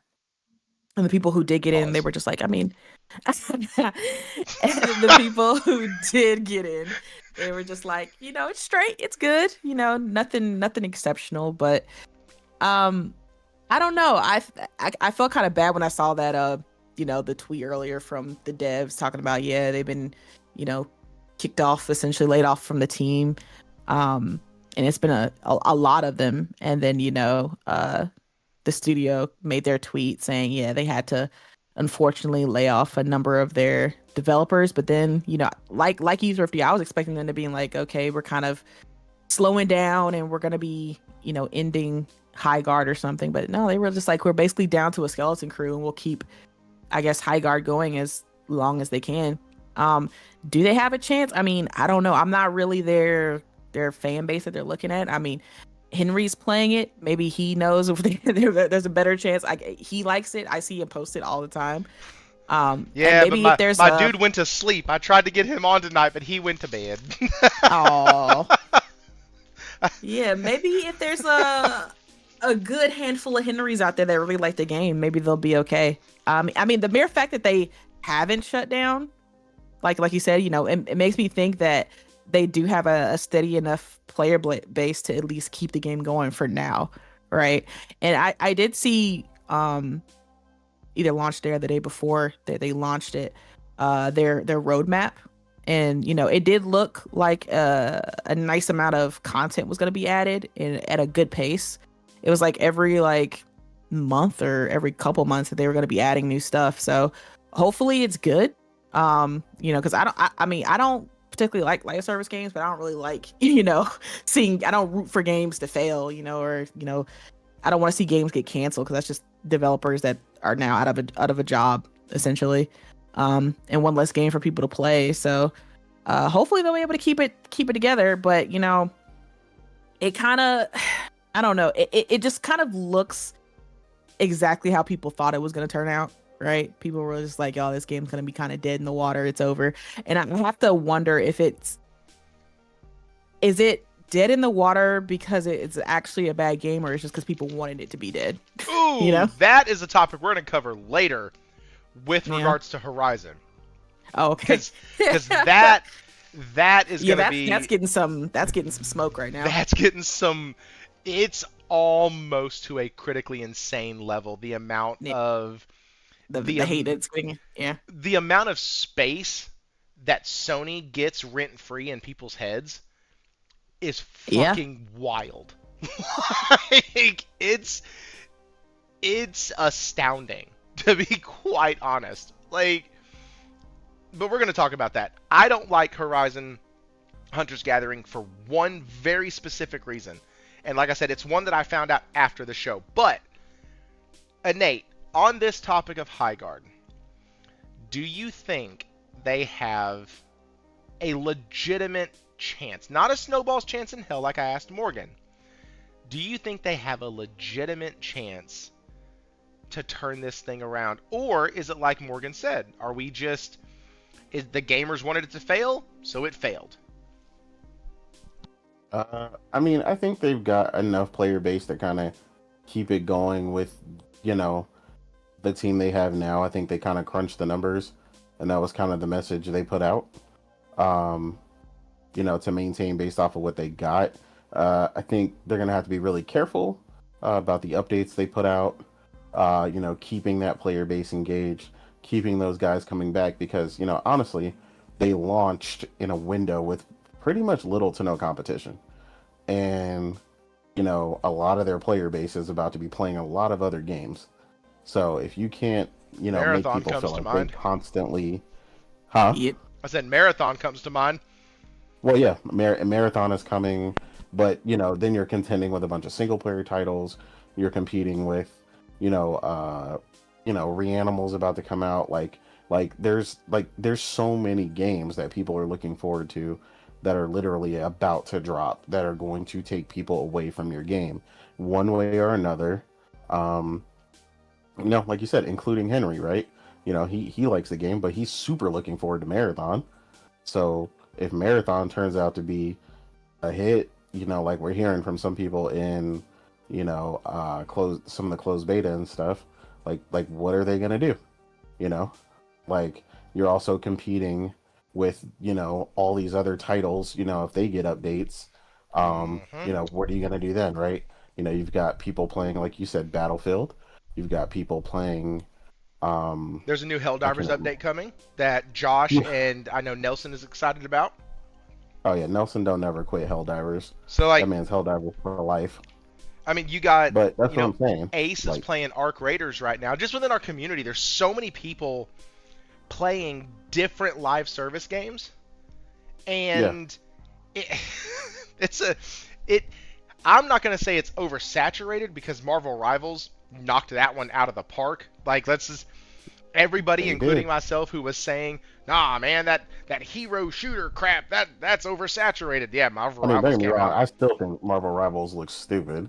Like, It's but I yeah, mean, well, I also I knew it was gonna hit with a specific community because that specific community, they like Marvel Rivals came out in a prime Oh, opening man. My brother when, loves yeah, Marvel Rivals. Jesus. yeah, exactly. That's Like all he plays. but your brother, they got him in two spots, right? uh, He gets stuck on a game, and he also loves Marvel. Yeah, he's a big Marvel fan. Yeah, so it's the fact that he's playing with Marvel characters, and again, like that appeal is always going to work. And you got it. You basically they got in a time when the biggest hero shooter was at its weakest, which was, you know, Overwatch when they had Overwatch 2, and Overwatch 2 is like now right now, and like they're in like a revamp mode where they're panicking and trying to come out with some sort of DLC or something, and they're admitting they messed up and all this other stuff. It's like it's too late. You know, Rivals done ate your lunch, and you know, between that and Genshin Impact and you know, whatever other, you know, gotcha game that everybody tries every time they turn around and come out, there's just so many things. And like I said, those are just the multiplayer stuff that we're talking about, right? Not to mention all the major single player titles that will pull some of those people too. And some of them are going to pull somebody for one game and then another game and then another game. So, you know, we just talked about the onslaught that March is about to be. Like, basically, it's going to start with Resident Evil and it's not going to stop for a while. You know, most people are picking up at least 2, 3 to 4 games within that same window. So, yeah, I think they got a tough road ahead of them. I think if people who are claiming they're interested remain interested, I think they'll be fine. But, you know, in my practice, in my observation, the most fickle bunch are what I call the flavor of the month kids. People who are, you know, it's hot, you're hot for a second, and then that new hotness comes out, and, you know, the top 5 Twitch streamers stream it, and everybody goes crazy. So when you lose those guys on top of that, that's when, you know, you're gonna really be in trouble. And they had those for, like I said, for like the first week when they had those real big numbers. Um, mm-hmm. But yeah, they lost them as soon as everybody started going back to Arc Raiders or Battlefield or or Warzone or whatever they were playing.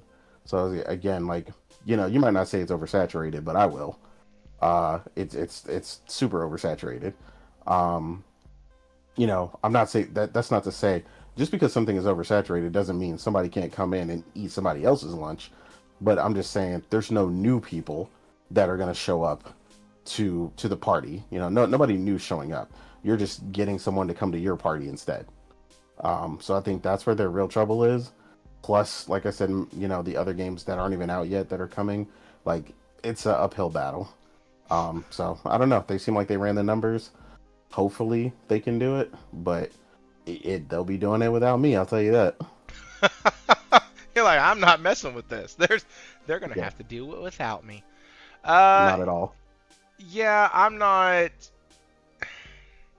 I don't know. I've seen crazier things happen, and I know as soon as you discount a studio, like, I don't know. I think of we've had a couple. We saw instances. Everybody saw Rainbow Six Siege go from falling off a cliff to one of the foremost, esports titles on the planet. So I'm not saying they can't do it. I'm just saying it's super unlikely. You can say that though with quite a few, not quite a few, but with a handful of titles over the past several years. We can look at it, and No Man's Sky had something where it was trash, and they fixed it, and they continue to fix it, and they continue to release stuff for it, and it's great now. And yeah, Final Fantasy 14, that's another, and I'm specifically choosing online multiplayer games on purpose. Yeah, Final Fantasy 14 was so bad they took it offline and relaunched it. And then relaunched that shit. Yeah. And like gave you the first several like storylines for free. You don't even have to pay for the damn subscription. You just got it, downloaded it, and you could play all the way up to Heaven's Sword for free. Not Heaven's Sword. Oh shoot, what was that? It was Heaven's Sword at one point, but yeah. Was it Heaven's Sword? No, like that. So they up it every time. Like there's like something new. Oh, so, okay. I didn't know that because it was a Realm Reborn, and then after that you would get a Realm Reborn and Heaven's Sword, and then the next one was coming out shortly. So like but that was like over 100 hours of content that they just dropped in the gamer's lap and said, "Here you go. If you want it, it's a lot of content. Sign up, have fun." And then after you're hooked and invested, we're going to hit you for 15, 20, whatever the heck the subscription was. But exactly. Those games did that. Hell, CD Projekt Red had to do that with Cyberpunk. So it's not just the multiplayer market. The game, the Star Wars game, Jedi Survivor. Yes, Jedi Survivor did that. Where it came out buggy and busted as hell, and well, guess what? They fixed it. And so like the difference I think though is on some of the games I mentioned, the core game and the core elements of the game were great. The execution of it and the bug freeness of it, quote unquote, was not. So I don't know if their issue, because I haven't played it. I don't know if their issue is gameplay, art style, or if it's just like Morgan said, they just wanted the game to fail. I mean, like, they lasted longer than Concord, so there's that. Damn. There's that accomplishment. Stop it. I didn't choose a specific article because in the first tagline, it mentions Concord, and I was like, nope, that game died. That game is gone. We're not doing that. Unfortunately, that game's going to live forever as being the metric of terrible games. Every time a live service game even gets mentioned, like whispered about, people are like, Concord, next Concord. I'm like, God dang, can y'all let the game come out first? Like, I don't know. People are just rooting for games to fail. It's so weird. Yeah, and then we have... like, go ahead. I was gonna say, Corey just said in the chat, Entropy Effect or whatever comes out in 22 minutes. Like, that's what I'm saying. Like, games are coming out so fast that I'm literally forgetting games that are coming out. That game is coming out.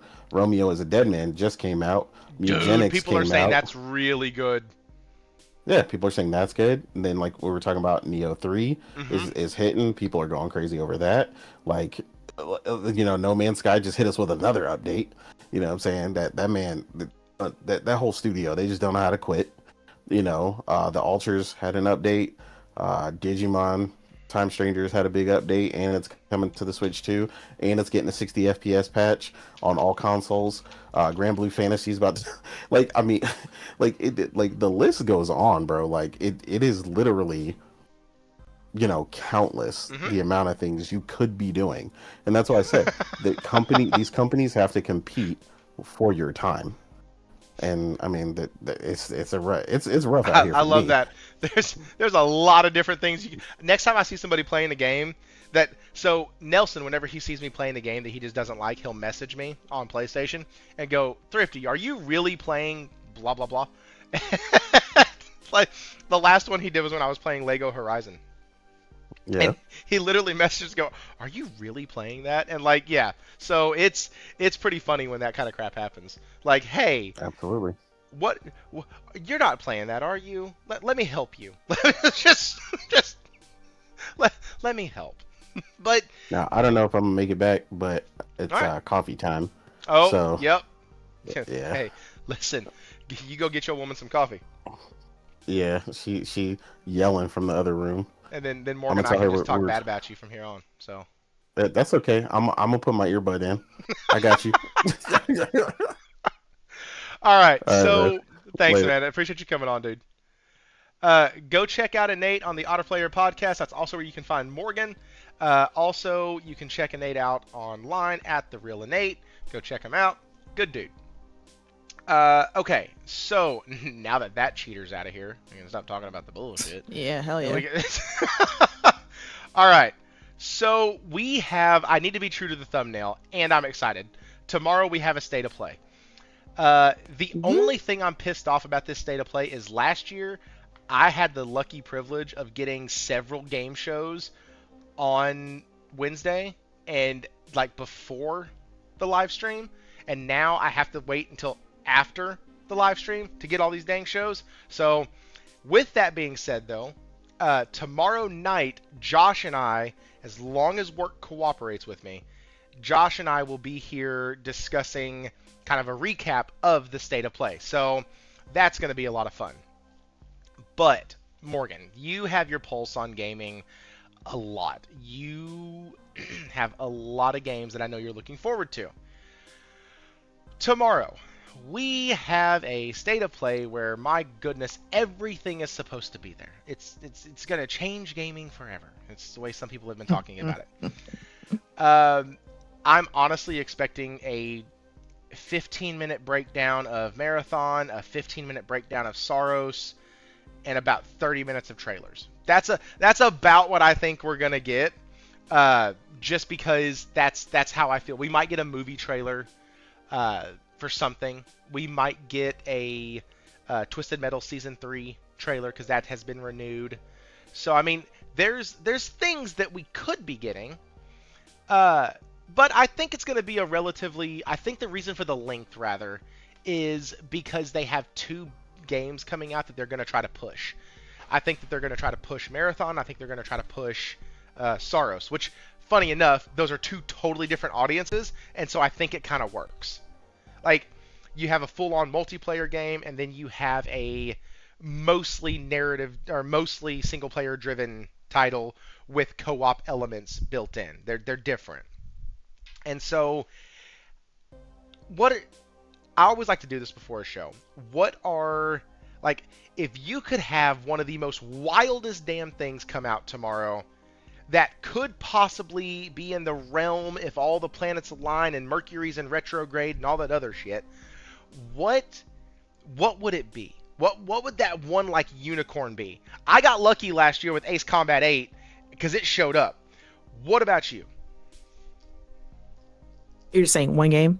Yeah, just if I say, hey Morgan, what's the wildest thing that you could think of? Hell, give me a couple.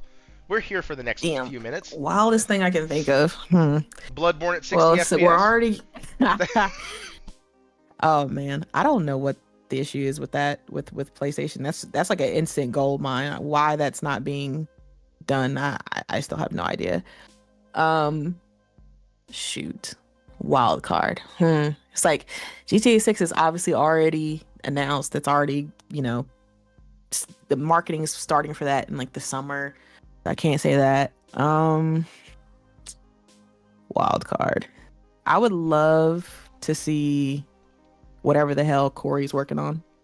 He's Ooh, been too okay. quiet, and I want to see his game. Like I would really love to see it. Like honestly, I would love to see anything from Santa Monica. Like I need them to say something. But I feel like I'm going to be disappointed, and if we do see something from Santa Monica, it's going to be that Metroidvania game, and I'm gonna be like, ugh, because I do not care about that in the slightest. Um, let's see. I don't know. Like, I try not to get crazy because I just like state of plays are just events where expectations are high and reality is disappointing. Like, it's just, I like to keep my expectations low because they've consistently just been okay, right? Like usually a state of play is if it's a generous length like this one for like 60 plus minutes, then they'll usually end the show with something good, right? Like the last time it was like Astrobot. Time for that it was like I can't remember what it was. I think it was like Spider-Man 2 or something. But it's like they always like if it's a good size state of play, they'll always end it with like an announcement of something, right? You see that PlayStation logo pop up and everybody's like, "Oh, what is it?" you know? So I think they'll have something, planned. What it is, I do not know because I feel like we really won't see Naughty Dog. Even though I would love to see some more Intergalactic, I don't think we'll see that here because Sony has been kind of in the mindset lately of only showing things that are in the near future, like coming out that year or the next year or something like that. And once they initially show something, they really won't show it again until it's like time for its own individual state of play.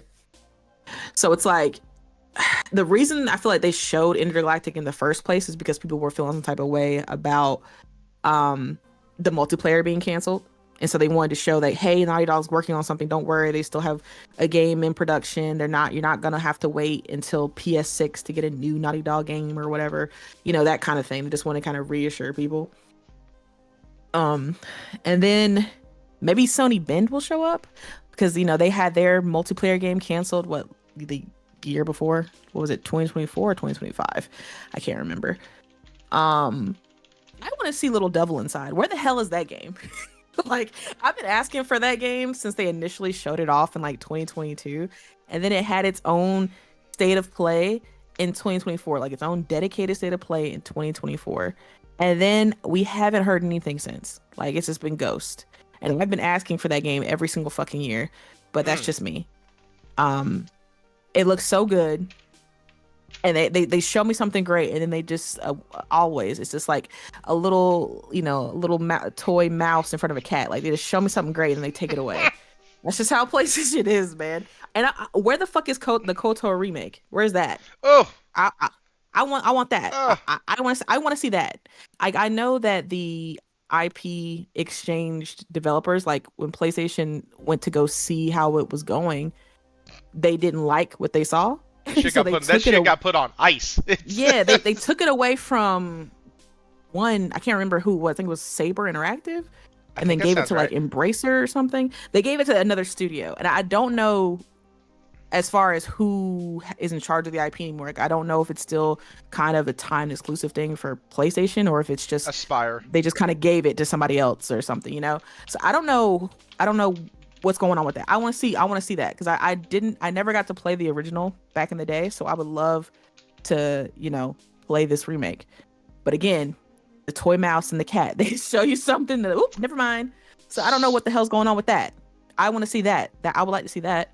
I would like to see an update on Judas. That's taking forever to come out. I forgot about that game.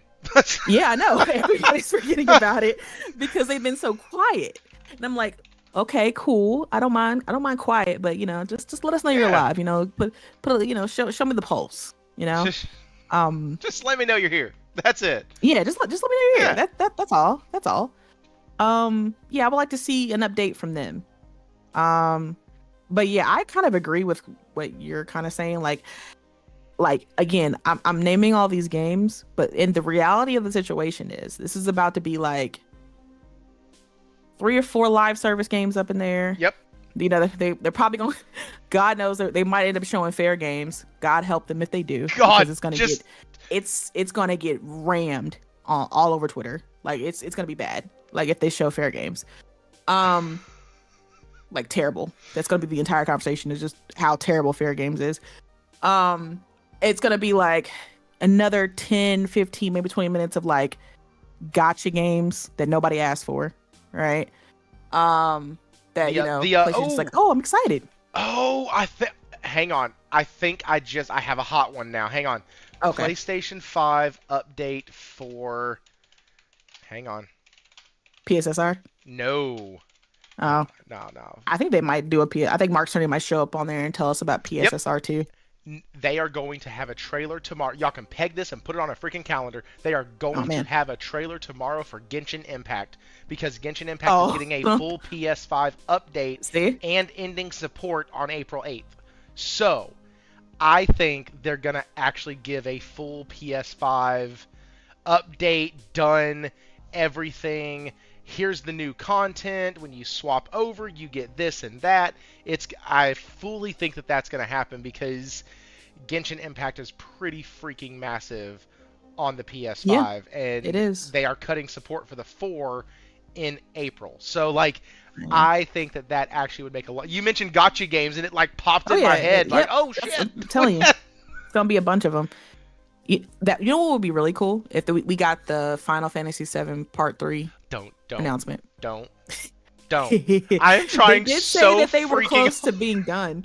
They did say that they were like basically done, and it's in a playable state. So if you want, no better place to show it. If you want to talk about a company that teases shit and then gives you the exact opposite of what they tease, it is definitely Square Enix. They'll put something out, and it'll be like, oh, look, there's this cool picture of Final Fantasy VIII, and then a couple days later, it's like, oh, buy the keychains with Squall on it. And like, what the fuck, man? Like, I was thinking we got a game or something. What are you doing? Right, like, new merch just unlocked in the Square Enix store, guys. New merch, go get it. Like, they are the kings of that shit. Like, I've seen some people saying, oh, Kingdom Hearts 4. I was like, oh, baby, no. I'll take it. Yes. Give me something. Oh, they're not doing it. That shit Kingdom got Hearts 4 is canceled. it's a figment of your imagination. It does not exist. No. Josh Ayer saw the trailer also. I'm not the only one. It was not. You dreamed it. It was not real. A fever dream. I swear. I've seen some people say a new Devil May Cry. Ooh, that'd be good. Yeah, I've seen some people say that. That'd be interesting. Just based on it being around that time, I guess. If we get another Control, or not Control, I'll take it. But if we get the multiplayer that they're doing, that might be one of the multiplayer titles that they show off. Were they doing another one? No, did they already release the one they did? The Control multiplayer. You talking about game? Remedies? Yeah. Yeah, they get that shit away. Yeah, that came out for free. Like the Firebreak. That was like free last year. No. This is different. No, I'm sorry. It's not. Yeah, isn't the? No, I am thinking Control 2. Sorry, I was getting two things twisted. Oh, okay. The multiplayer is Firebreak. You are correct. I was thinking the continuation of Control with her brother. Oh yeah. Revenant. Yeah. If we could see some of that, that'd be cool. Hell yeah, I'll take that. The problem is I know what's coming from Sony this year. Yeah. So I'm not expecting a lot from their first party, because Wara in the Discord earlier actually posted something that made a whole lot of sense. It was like, if Sony comes out and starts pushing another single player game at this state of play with Sorrow so close, then he was like, one of two things, I think he said that, basically either they don't have a lot of faith in it or they expect it to be really niche. And I tend to agree, and it points to what you said too, where you're like, Sony doesn't usually like to take away from other things that are coming out. So they're gonna wait until August probably to do the full dedicated state of play for God of War. Or not God of War. What the fuck? Not God Wolverine. of War. Thank you, Wolverine. And so that makes total sense. And they're going to do a full state of play for Marathon. They're going to do a full state of play, I would expect, for Hunter's Gathering. Still the worst name in gaming. God, that name doesn't roll off the tongue. I hate that shit. The more I've said it, the more I'm like, okay, that's going to irk the shit out of me. Like, it's just, it doesn't feel right in the... I'm not finishing that statement. Yeah, I don't know whose idea that was for that just, title. Like, you could have called it Horizon Hunters. Boom. Done. The hunters are gathering, Thrifty. God. It's so annoying. Like... Okay, they're not just hunters. They are hunters that are gathering. They are hunters that are gathering. Yes. You need to know the gathering part. That's important. And so the gathering part is important. So it just, that bothered me with the naming. But anyways, for tomorrow, I think it's so, everybody's putting a lot of hope in the fact that it's a 60-minute show. And I'm telling you, it's because they have 2 games coming out within the next 2 months. PlayStation does it every single time, bro. These dudes get their hopes up every single time. Bro, this is about to be the greatest thing ever. We're gonna see GTA 7. They're gonna skip 6. They're gonna go straight to 7, man. They're gonna do this right there. They're gonna cure cancer for the state of play. And I'm like, y'all gotta chill. Y'all do this every single time, and every single time y'all walk away disappointed. And it's because you believe that the world is gonna be, that they're gonna find world peace by the end of this state of play. And I'm like, stop. Just stop, bro. Just, y'all gotta relax, man. This is 60 minutes, but again, this is the emotional roller coaster that I think that's gonna be happening during this 60 minute state of play. Okay, listen, this right here is what's gonna happen. Exclusive. It's gonna start. All right. These are the emotions that people are gonna express watching this state of play. Here it goes. It's gonna start. Oh, okay. Oh yeah, that's interesting. Oh yeah, okay, I like that. What's that? Why are they even talking about this? What?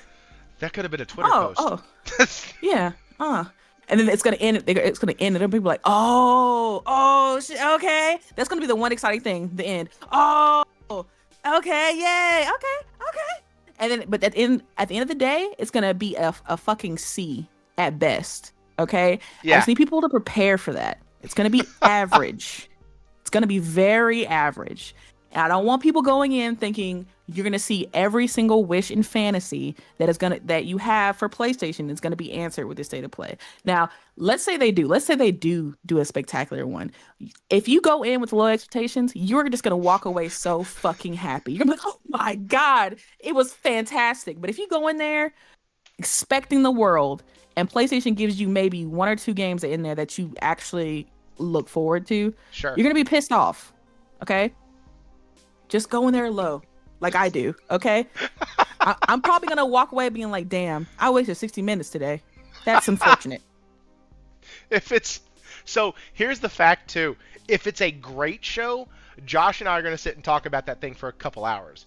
If it's an awful show, it's gonna be 30 minutes. Yep. What did you like? I liked this. You and sent this. that to me in an email, PlayStation. Yeah, like thanks. But we also have other things that have been rumored recently, and I wish Nate was still here. I tried to get it in earlier because it was supposed to be a topic for the next time he was on, because I know how much he loves this title. But RE5 got a rating. Oh wait, I love RE5 though.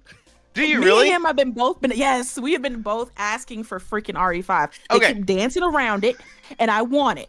Okay. Me too. I do so bad. I need my Sheva, bro. Why they keep disrespecting her? Like, Okay. I need it. I want it. I need it. And I can't wait. I and want it so it's bad. been rated. That shit's been. Look at this. Look at this shit. I can show it. Look right here. God. That thing has been rated. In Resident Evil 5 ESRB rating spotted. Here's what it could mean. Wait, when? When was this? This was February 11th. That's today. Holy shit. As originally reported by Kotaku, which is already making me not think it's right. New ESRB rating for Resident Evil has been spotted, sparking new rumors of a potential remake. The page itself just described RE5's content, rather than providing any concrete details about what it is, meaning the page could relate to a future remake or just another remaster. Don't give a shit which one they do. The timing is interesting, as previous reports have suggested the Resident Evil Code Veronica is next in line. Fuck that. Give me 5. Give me 5. And Fuck then, Veronica, bro.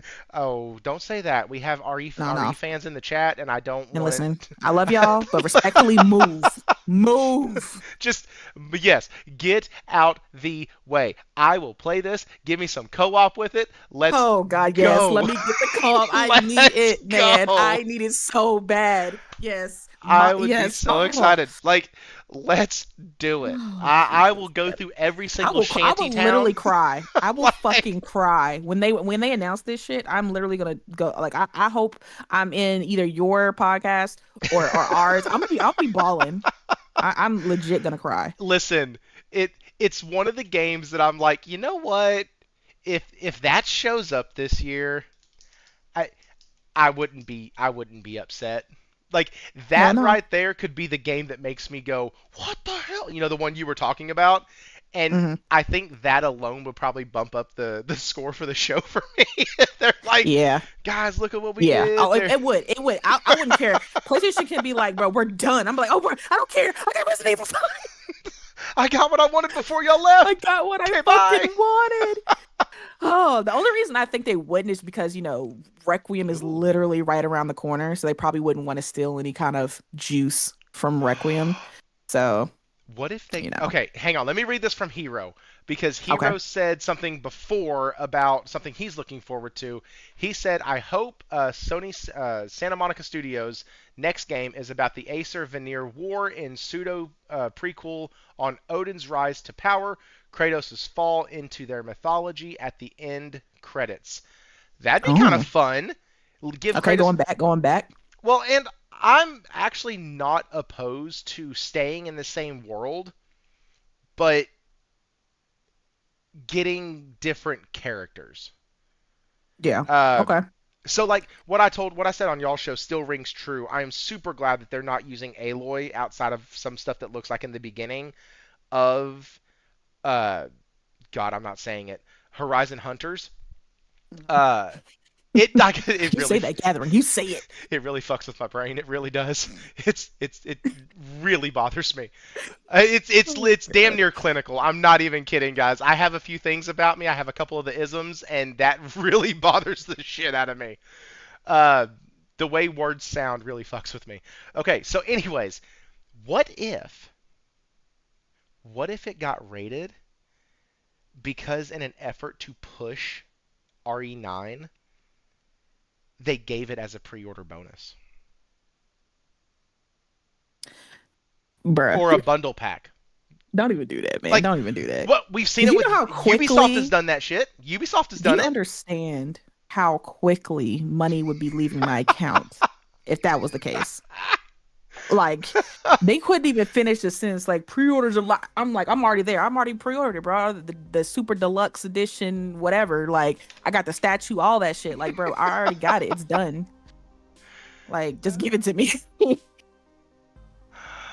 The ESRB rating also mentions microtransactions. The remasters do not include microtransactions. That would be for multiplayer. That would be for... Yeah.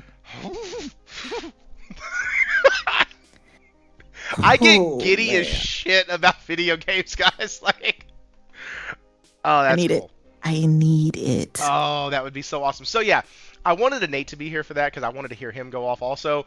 I didn't realize you were that big of a fan. Mhm. I actually remember, let me rephrase that. I didn't remember. Nate has actually mentioned that because him and I have talked about it before.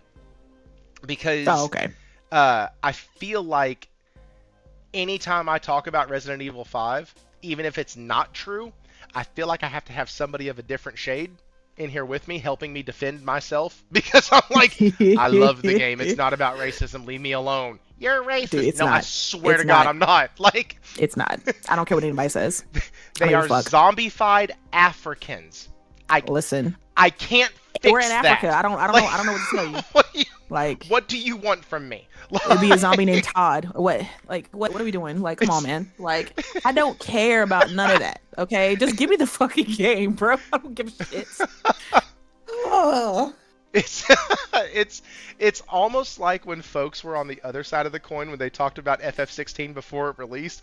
Why don't we see all the black folks in it? Where's the African people in that? Where are the And then the whole thing revolves around people getting bought, sold, and put in slavery. I'm like, hey, maybe they made the right call here.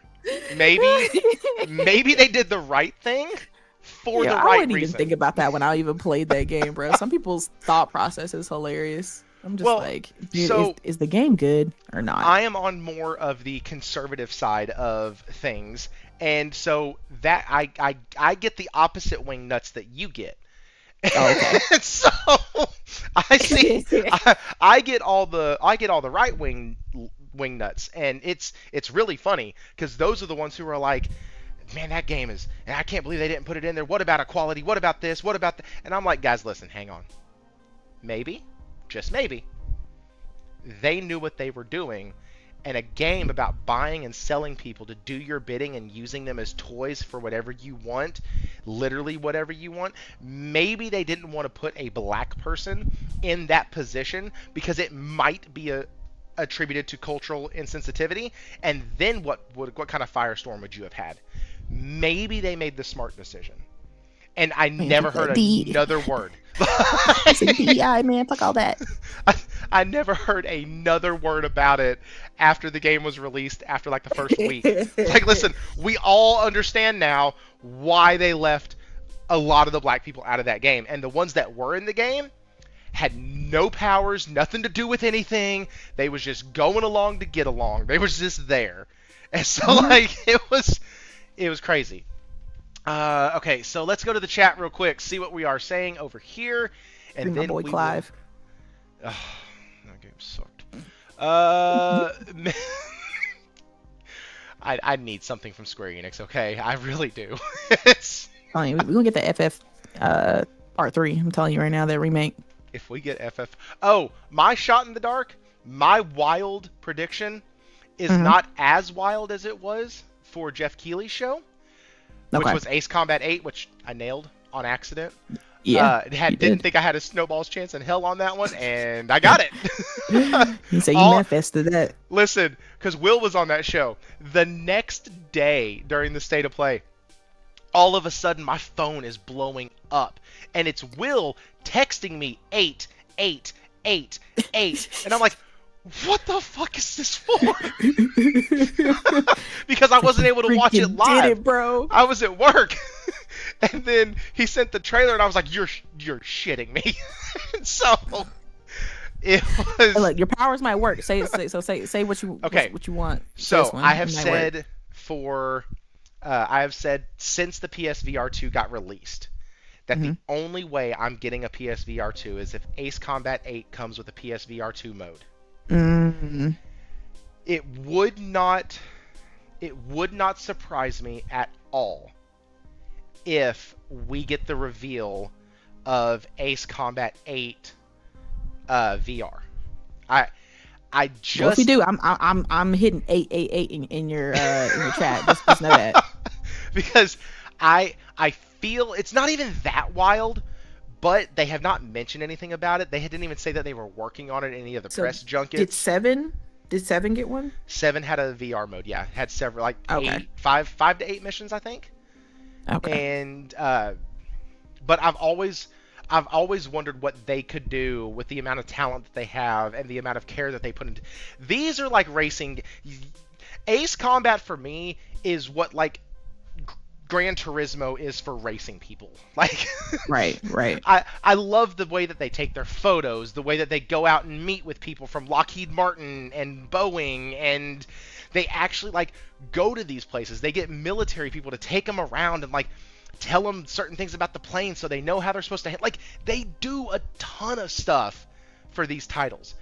Just like when you hear Gran Turismo devs talking about, well, we went out there, we shot the car in this light, we took all these different photos from this many angles to make sure we got every single edge and contour and curve perfect. Like, that kind of care comes out so much in the final product of an Ace Combat game and of a Gran Turismo, so that's why I kind of rate the two in kind of the same ballpark. And that would be what I want. Josh just said, will we see any VR tomorrow? Eh? I don't know. You know, if PlayStation remembers that they have one, maybe. Well, it's not just PlayStation that doesn't remember that they have one. There's a lot of developers, and I want to see if I actually saved it, and I did not, of course, because I'm not that smart. There was something that came out recently where it showed like Japan versus like the West, and where game developers on what platforms, where they prioritize what. And PlayStation was, I think, number 4 on the list, 4 or 5, I think. And all the way down on the list, at like the bottom 5, was PSVR 2. And I'm like, ooh, that's not good. That's really not good. So Josh is right to ask that based off of that survey alone. But that's my shot in the dark. I think that with the rating for RE5, games don't usually get rated unless they're pretty close. Yeah, that's usually like right a month or two before release. Right. And so I'm gonna be watching. I swear, Thrifty, if you've gotten my hopes up for this not to be a reality, I am going to like if they skip like the Code Veronica and they go straight to like Resident Evil 6, I am gonna hurt you so bad. Like, hang on. This guy, his name is Sam Smith. He's the one that wrote the article, and you can contact him on Facebook. I keep trying to be like, no, take it out on him. Sam Smith. Here's his contact information. Actually, here you go. You can just get with. He has a ton of articles. No, you get the smoke, Thrifty. It's okay. I'm just getting it. That's fine. So yeah, and I do think we're gonna see another trailer for Horizon Hunters. Oh yeah. I think that's gonna be a thing. In the show on that one. God. What if it says out in March? Holy shit. I don't know. No. For me, that's not that big of a problem. But I know for Nate and I know for Morgan. Oh yeah, March is packed. Please don't be March. If it says coming in March, I don't think. But then again, if it's Resident Evil 5, I'll neglect everything in March for that game. So, you know. That's particularly why I don't want it to be March, because I would, in fact, neglect every other game for Resident Evil 5. Like, I would play Resident Evil 5 about 3 times before I got to any other game. Wait, what, Josh? Sorry, Josh sidetracked me. It's his fault. What did you say? What did he say? The Shiva voice actor said something is happening in March. Josh, don't play with me, man. Don't do this to me. And she please. tagged RE5. What? Don't do this to me, Josh. Hang on. You don't understand the emotional instability I have with this game. Please stop. Well, so here's the deal. If we look at what they've done 2, they've done 3, they've done 4. Yeah, Let's but count, you know, people. they're so sensitive about RE5. You know, Africa. I don't know representation. Look, man, grow some balls. Remake that damn game, okay? I promise you, the Black community is not upset about this. Okay, I promise you. We do not care. Give us the game. As a resident of the Black community, I will say that this is fine. This is fine. I speak on behalf of all of us, as usual. You know. Oh man. Sorry. Do it. It reminded me of a. There was a song I was listening to today where it was like, so on behalf of all blacks, I forgive and don't want to be enemies. Just like, when you said that, it reminded me of that. I was like, that's funny. That's because, of course, I speak for all of them. Yeah. I speak for every single one. You know, it doesn't matter if our opinions differ on anything. I am the final say. Well, because they don't. Because yeah, they don't. They all have the same everybody knows that all black people are just part of the same community. It's just what it is. Yeah, that's why everybody's your cousin. One. That's yeah. why. That's exactly. Happy Black History Month. You're gonna get me canceled. They can tell from my voice that I am pasty liquid paper white. Okay, we can't like this is. Yeah, the music and the skin color do not match in my household. They just don't. Oh man. It's never have, never will. All right, so we are going to move on because I have kept Morgan here for longer than I told her I would. So here we go. Hunter. Say it. God, I don't really want to.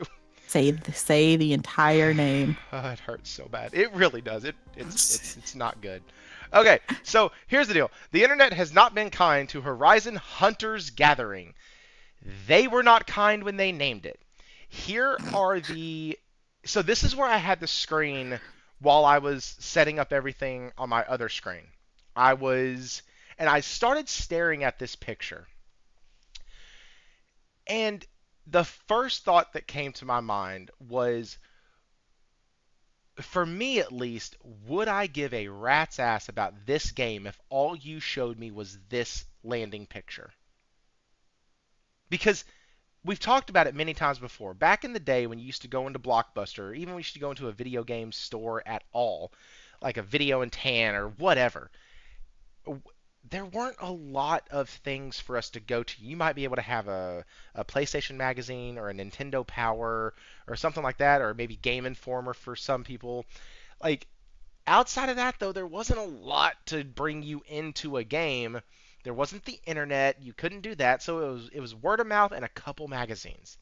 And so you would pick up the game, you would look at the cover, and you would go, that looks sick. You flip it over, you look at the back for screenshots, and then you go, that either looks like ass, or, hey, that actually looks kind of cool.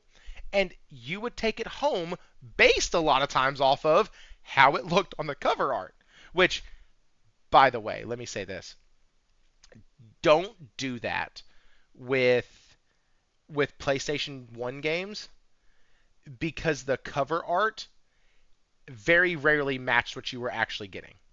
Just know that. You'd pick up a game, you'd be like, oh, that's fucking sick, and then you put it in, you're like, everybody's blocky. That makes sense. I should have known that. And so I started thinking to myself if I would purchase this game. And what came to mind was no. And then I had to think, why? And it's because it looks just like Fortnite. I did not go into this article tonight thinking that this is why I was going to talk about it. But as I was staring at this picture, I think the only reason why I'm even halfway interested in this game is because yeah, that's true. Nintendo and NES were way worse, and Super Nintendo were way worse. Yes, they were. That was awful. I am not flying a plane. I'm a dot. And I'm shooting little dots and not lasers. Like, yes, I fully remember Nintendo. That's why 1942 and those type of flight games were so fun, because they actually kind of looked like what was on the front. You had a picture of a jet, and the jet was blowing up a tank. Guess what? In the game, I got to fly a jet and blow up tanks. And so, back to this, though. I feel like I only care about this game because it's a Horizon game. I don't think I care about it for any other reason, and that's very weird for me. Because normally, especially with recent history for Assassin's Creed, like, it doesn't matter that's an Assassin's Creed game. I'm probably not touching it. Like, and I love the series. I love the franchise. Well, loved with the past tense. But that's not even what pisses me off the most about this game. What pisses me off the most about this game that I found out after I was on the Autoplayer podcast every Saturday, 5 o'clock, was that I found out that they actually pulled people off of Horizon 3 to move them over to help with this title. That right there bothers me. That right there it's no longer hypothetical that they're taking resources away from their full third or triple A, I said third party, their full triple A titles to do live service stuff. It is actual fact that at least at Guerrilla, they yanked people off of Horizon 3 to have them do this. That is not what we asked for. We asked for, because I made the big point on the Autoplayer podcast that this is what we asked for. We asked for smaller titles. We asked for smaller titles in between the larger ones, even in the same universe, prequels, multiplayers, whatever. Give us something tiny that we can kind of chew our teeth on within the universe, make it connected. They've done all of that.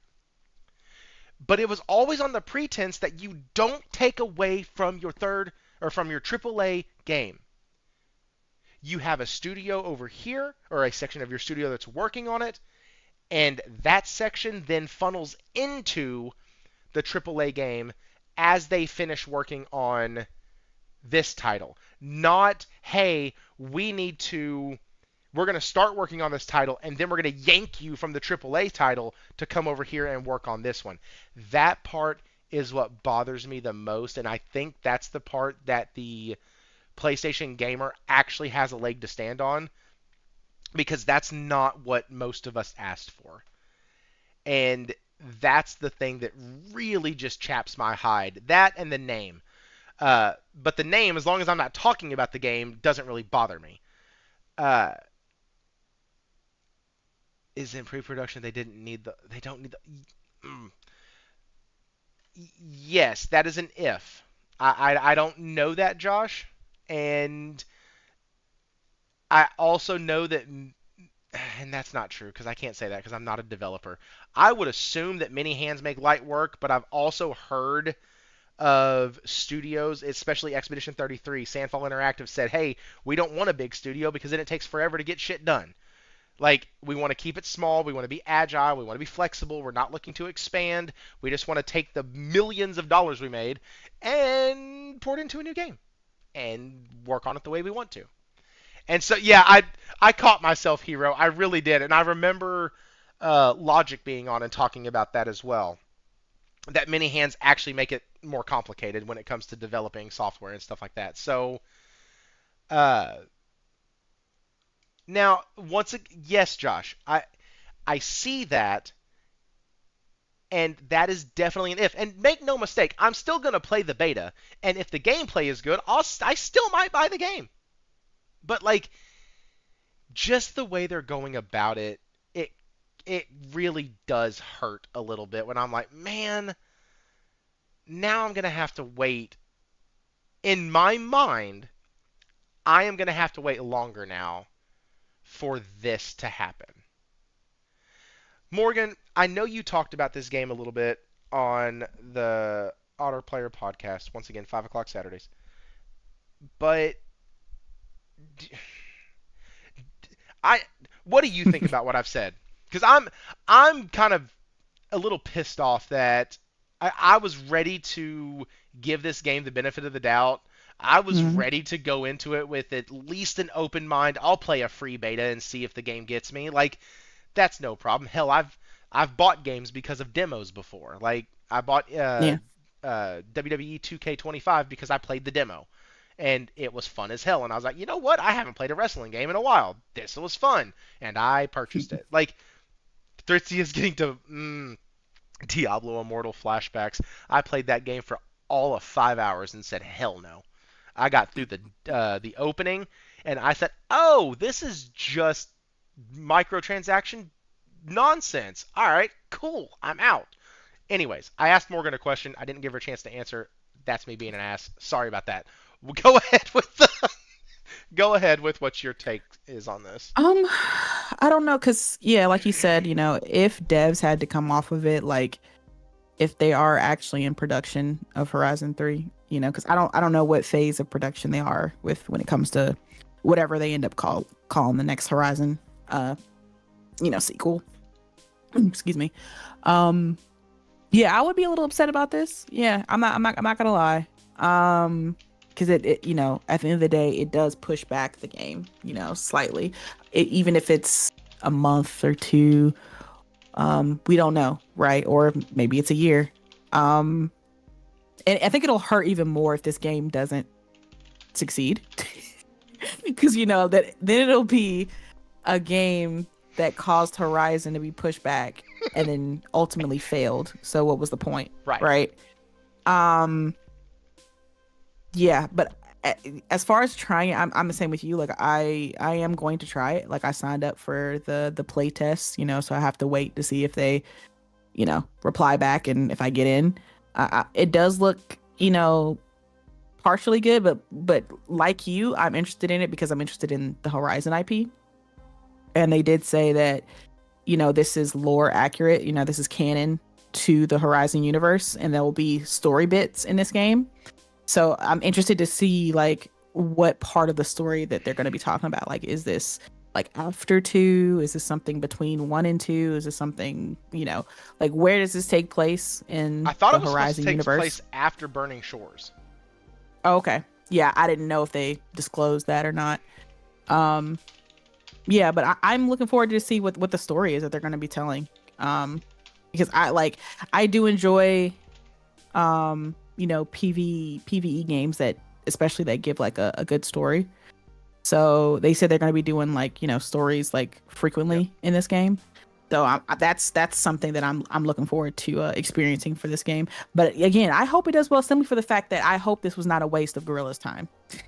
Like to I don't want this to be another faction situation. We all know what happened with factions, Naughty Dog all going in on factions. It's getting bigger, we're going, they're saying, oh, it's coming, it's we're expanding it to even greater heights than what we originally thought was going to happen. It's going to be a standalone title. Yeah, it's going to be standalone. it's going to be the biggest game in the universe, and then ultimately got canceled, right? And then everybody's pissed off. It's like, oh my god, Naughty Dog literally just wasted like 3 years on this. Mm-hmm. Why? Bend did the same thing there. Yeah, so I mean, the same thing, and they got canceled. Shit. So at least we're getting a game out of it. Like that's. I know, right? It'll be the first. I think.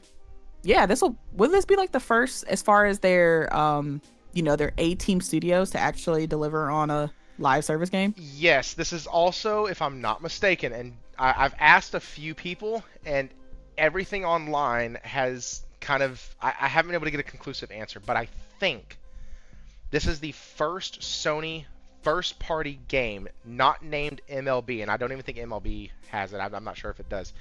This game will offer cross-progression day one at launch between PC and PS5.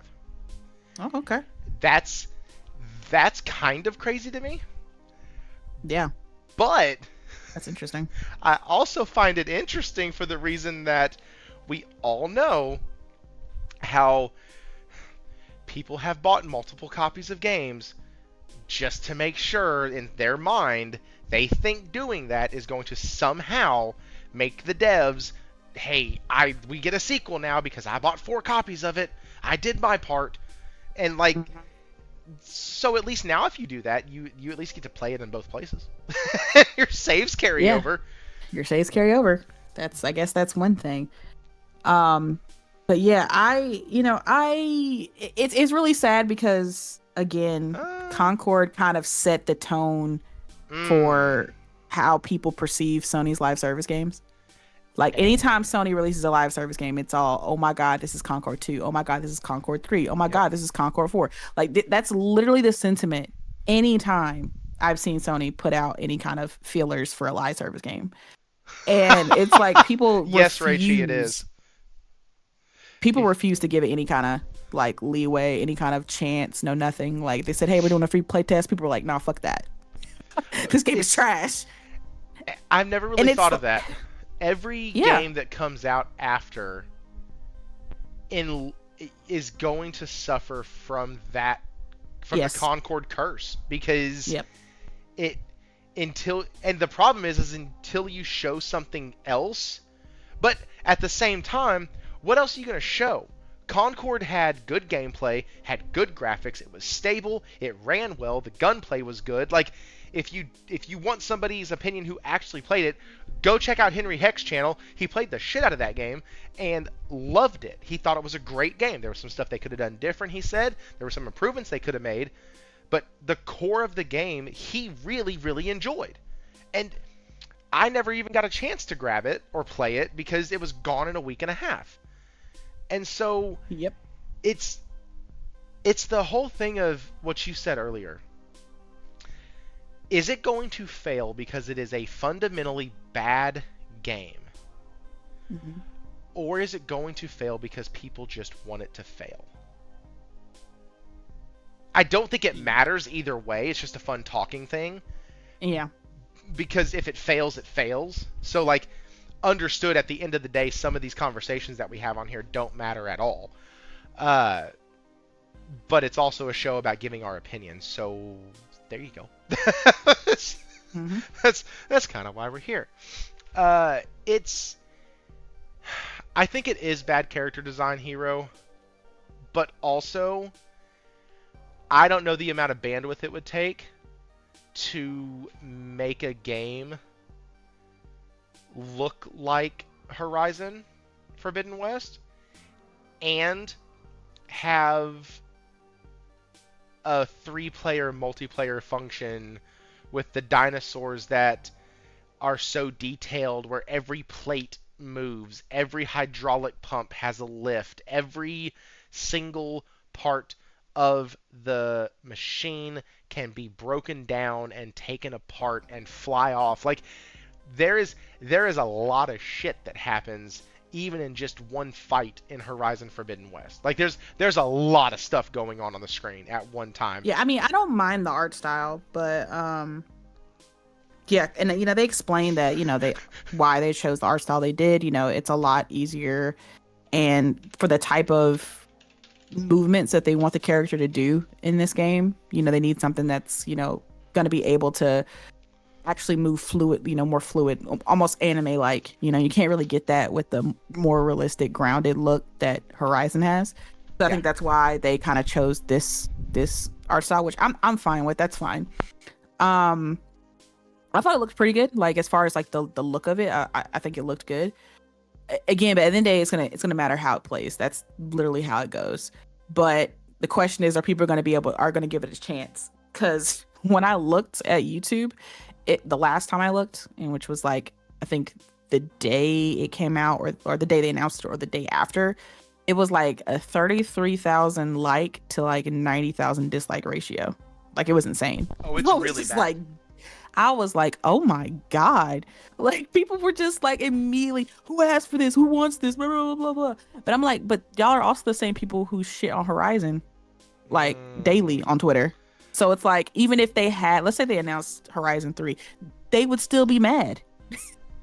Because people swear, like before this IP was even announced, people have continuously been debating about who the hell plays Horizon. Who plays Horizon? I don't like Horizon. Why is it selling so much? Who the hell's playing this game? It's so generic. Never mind. Like, they talk shit about the IP all the time. So I'm like, regardless of what PlayStation had released, whether it was a single player or a multiplayer, people would have been pissed off either way.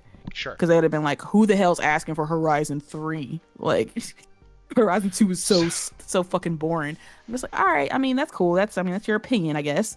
But again, I think when it comes to specifically live service, and especially Sony, people are just like writing it off. Like, it doesn't matter what it is. Unless you're a studio that's kind of proven themselves in the ground. Like, you know, obviously Bungie had its issues when Marathon first released, and with the beta, people were like, this is just not that good. But then, you know, they went back in the workshop, put their head down, and you know, a lot of people who did get to play it again saying it's looking a lot better, and I think they're gonna have a much better chance now than they would have if they released it next to Arc Raiders. That shit would have been nuked. Yes, it would have. So yeah, oh no, go ahead. I was gonna say, here's the other thing, and William brought it up, and I completely forgot about it until he said it. But William Aguilar with the $10. First of all, good seeing you back in the chat, man. Hadn't seen you in a few weeks. And then he said the other Horizon multiplayer games look somewhat realistic, not as close as Forbidden West, but Steel Frontiers looks better and has a character creator. They should bring it to PS5. Steel Frontiers looks good. Now, for those of y'all who don't know what he is talking about, because once again, I also forgot about this. I think I forgot about it because it's coming to mobile, and Yeah, PC, mobile and and PC. so Yeah. I automatically my brain still goes fuck it, like it's just it's Yeah, it's on that game mobile and does look good PC. though. Who cares? I'm not gonna get it, and then I'm like, oh wait, dummy, you have a PC, you can do that. It's literally what happens. But look at this compared. Here you go. But there's the sound for it.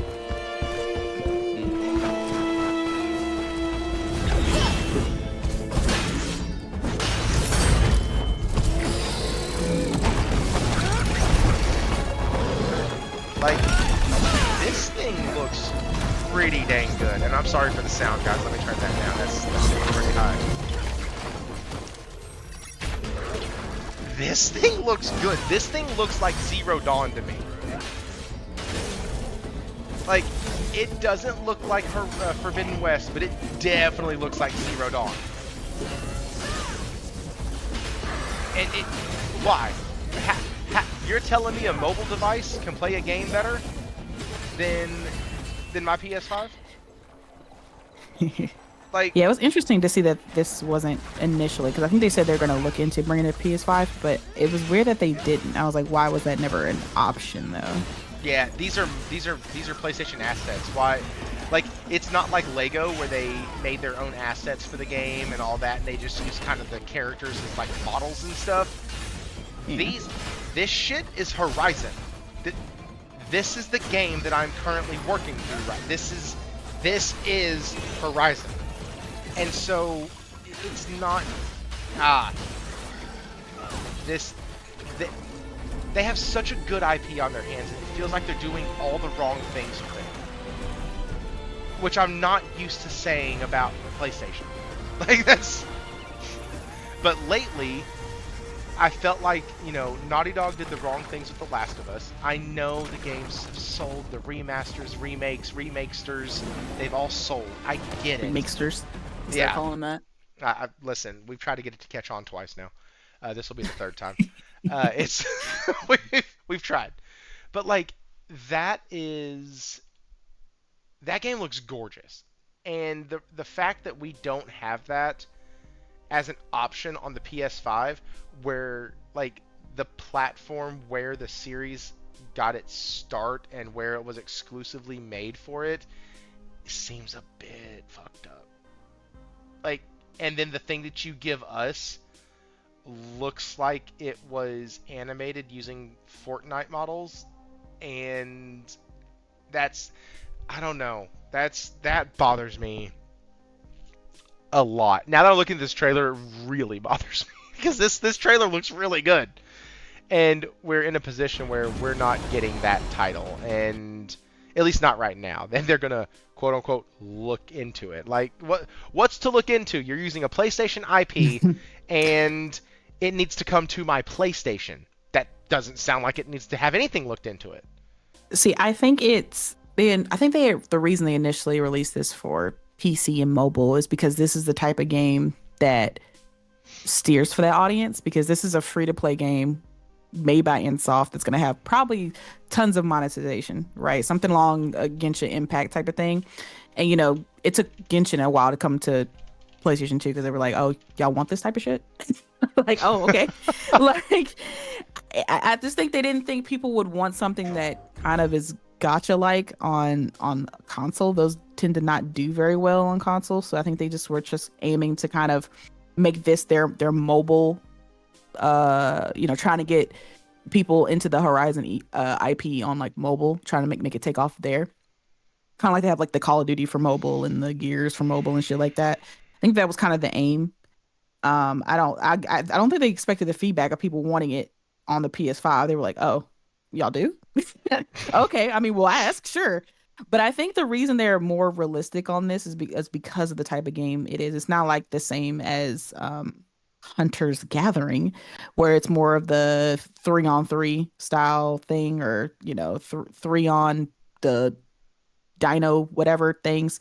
This is more of the open world co-op monster hunting customization style, like large scale type Monster Hunter kind of thing. And the game that Guerrilla's making is more of a kind of a PvE style, almost kind of looks like the game that we were just talking about, freaking the one that got all the devs kind of knocked off. Oh, High Freaking Guard. high guard. Yeah, it's kind of going for a high guard-ish kind of thing. Um, Hmm. yeah, good or bad. I think that's kind of the aim that the Gorilla team was kind of looking. They wanted to do something because if they were going to do what Horizon Steel Fronters is doing, I think that would take more than a small team, right? More than a little, a few people from Gorilla to just do as a side project. I think that something like this would take a big chunk of developers to get Yeah. done on the PS5. So they wanted, I think the art style and the type of game that they chose to make in Horizon Hunters Gathering kind of fits with the small team that they put together out of the Guerrilla developers.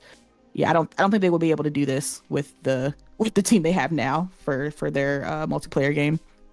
No, But and it's just the disparities are crazy, and yeah. it's just that's the big thing. Is just the disparities Yeah, are wild. it does when you put them up next to each other in the comparisons, like it's just like, oh, It's like, wait a wait, minute. that's the same IP? Yeah. Interesting. Wait, Okay. what? You would And think that the Still Frontiers is the one being made by Gorilla, and then this other one is something being made by like another team or something. yes, and it makes me nervous going forward because here's the deal: a lot of these second tier quote unquote games use this kind of art. We saw it with the side scroller Prince of Persia game. Use this Oh yeah, kind yeah, of art. yeah, yeah. That game was fine. It got canceled, but it was a good game. I think it got canceled because Ubisoft just doesn't know what they're doing, not because the game was bad necessarily. Uh, because a lot of people who played it said it was really good, but the art style was that Fortnite-esque look. In the Discord, Quiet Doom and several others, or a couple others, were talking about a game called Dauntless. I've never played Dauntless, so yeah. But like when an art style starts getting used so much, we talked about this last year when a lot of games were going to UE5, and it started seeming like a lot of games that were done in UE5, a lot of them looked very, very similar. You're like, Hmm. oh, just a UE5 game. Cool. It's nothing new. It becomes automatic trash bin as soon as your brain sees it.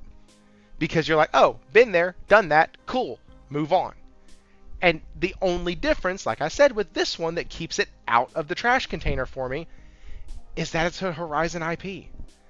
And I don't know if that's enough or if that should be enough. And people are like, well, the story. Okay, you can get the story from YouTube. Give it a week. Like, Yeah. just give it a week. You'll get the whole thing. And then you can go watch a 20-minute recap, be caught up for free. You're welcome. Like, that's... So, there's a lot of reasons why you don't have to buy this game.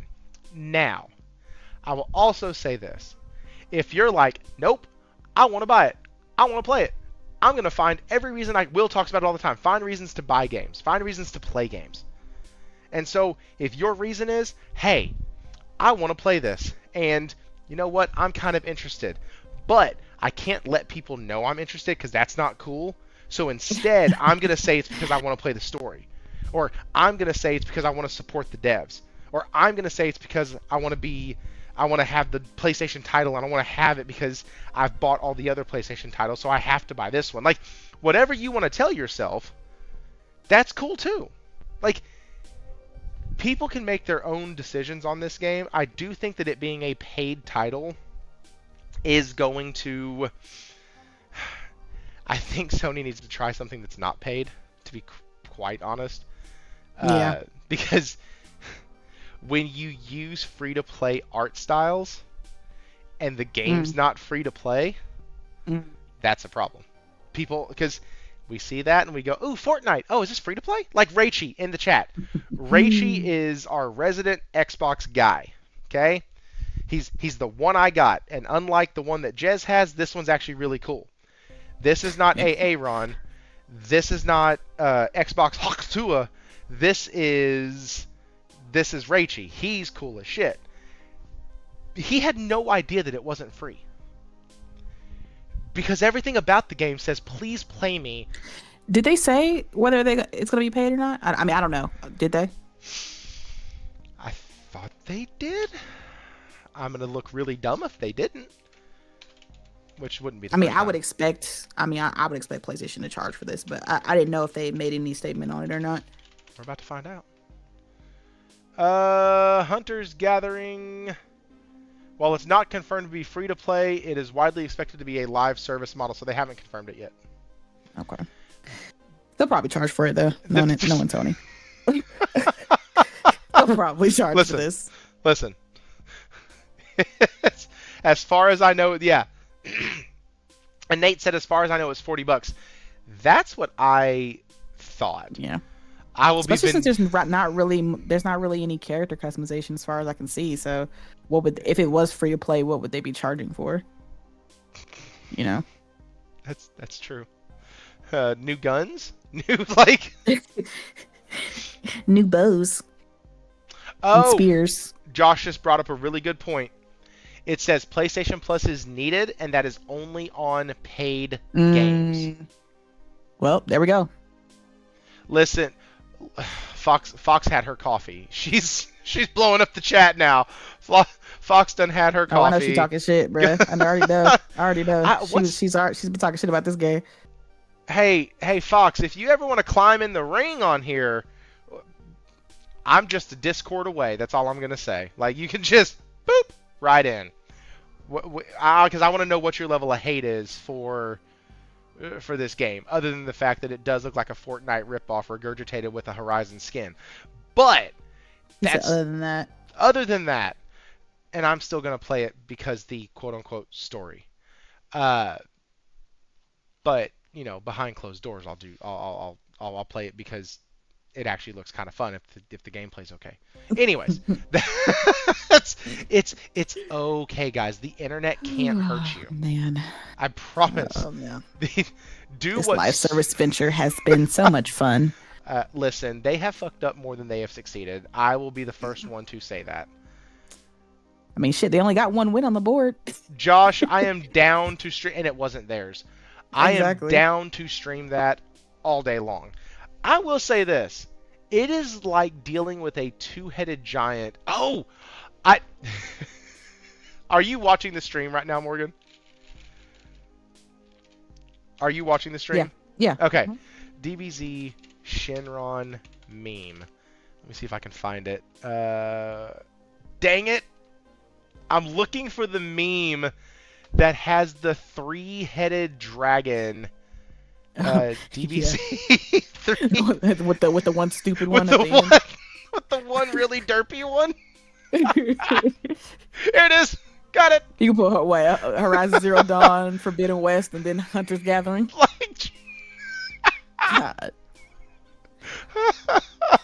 Listen. Here we go.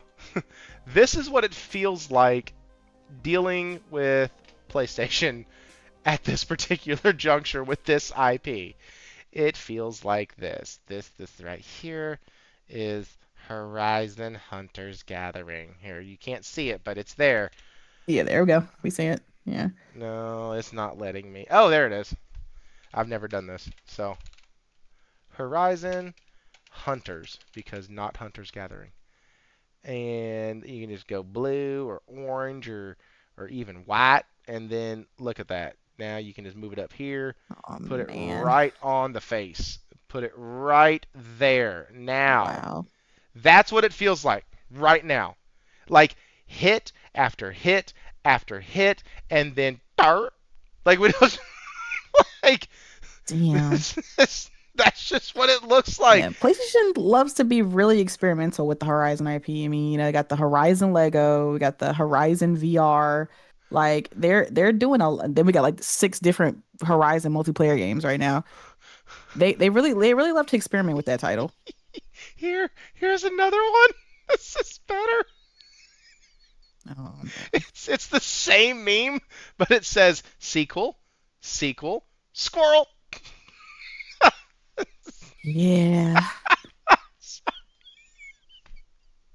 Sorry, that's what Yeah. it feels like. Once again, I am not saying the game is going to be bad. I'm not saying I'm not going to play it. You're gonna feel really bad when it's a hit. I'm going to be like, see, guys, I said. No, no, no. I don't think it's going to be a hit.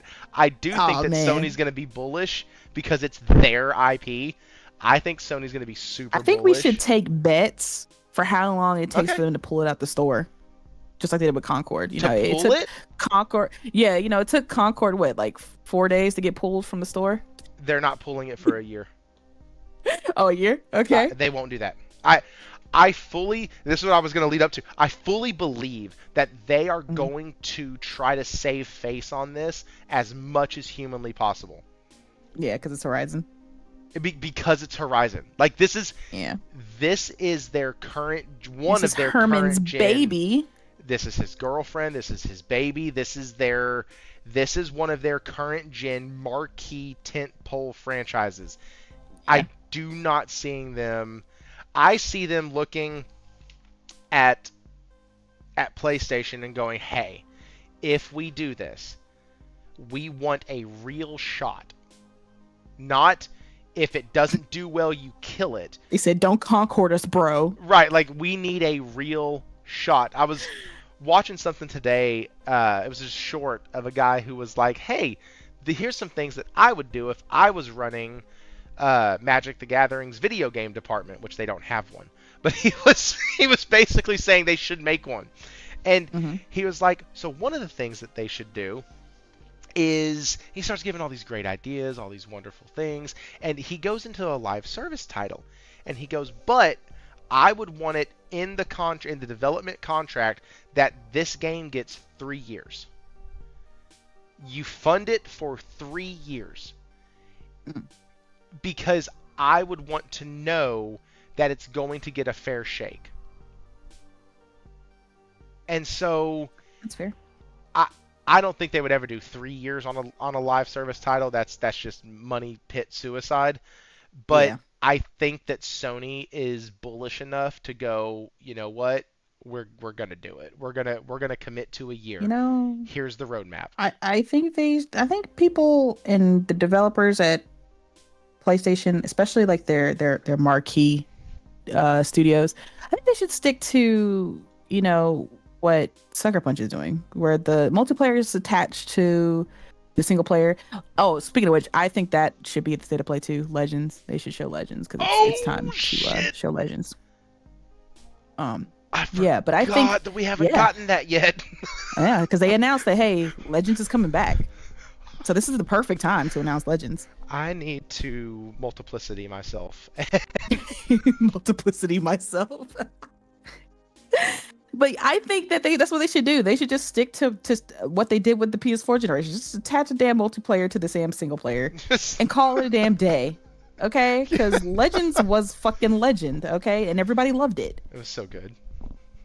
Watch, so they're gonna announce that it's bigger than ever. Yeah.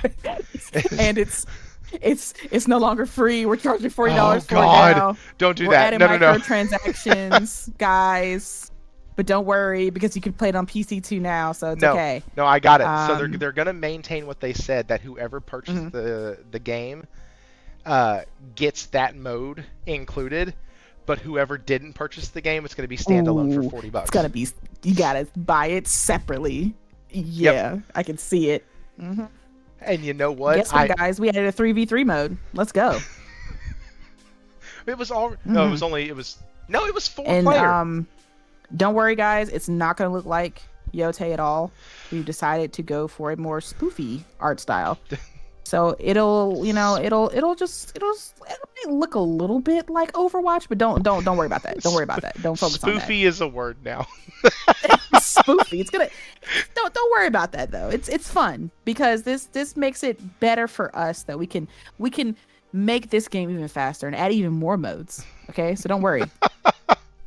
Yeah, I'll be there for Legends also. And Josh and I I had some of the most fun playing Foam Stars with Josh because it was awesome. We were just bagging on the game the whole time while enjoying and laughing and cutting up and like having fun with it. So it was on Plus. So and it was a free to play anyways. So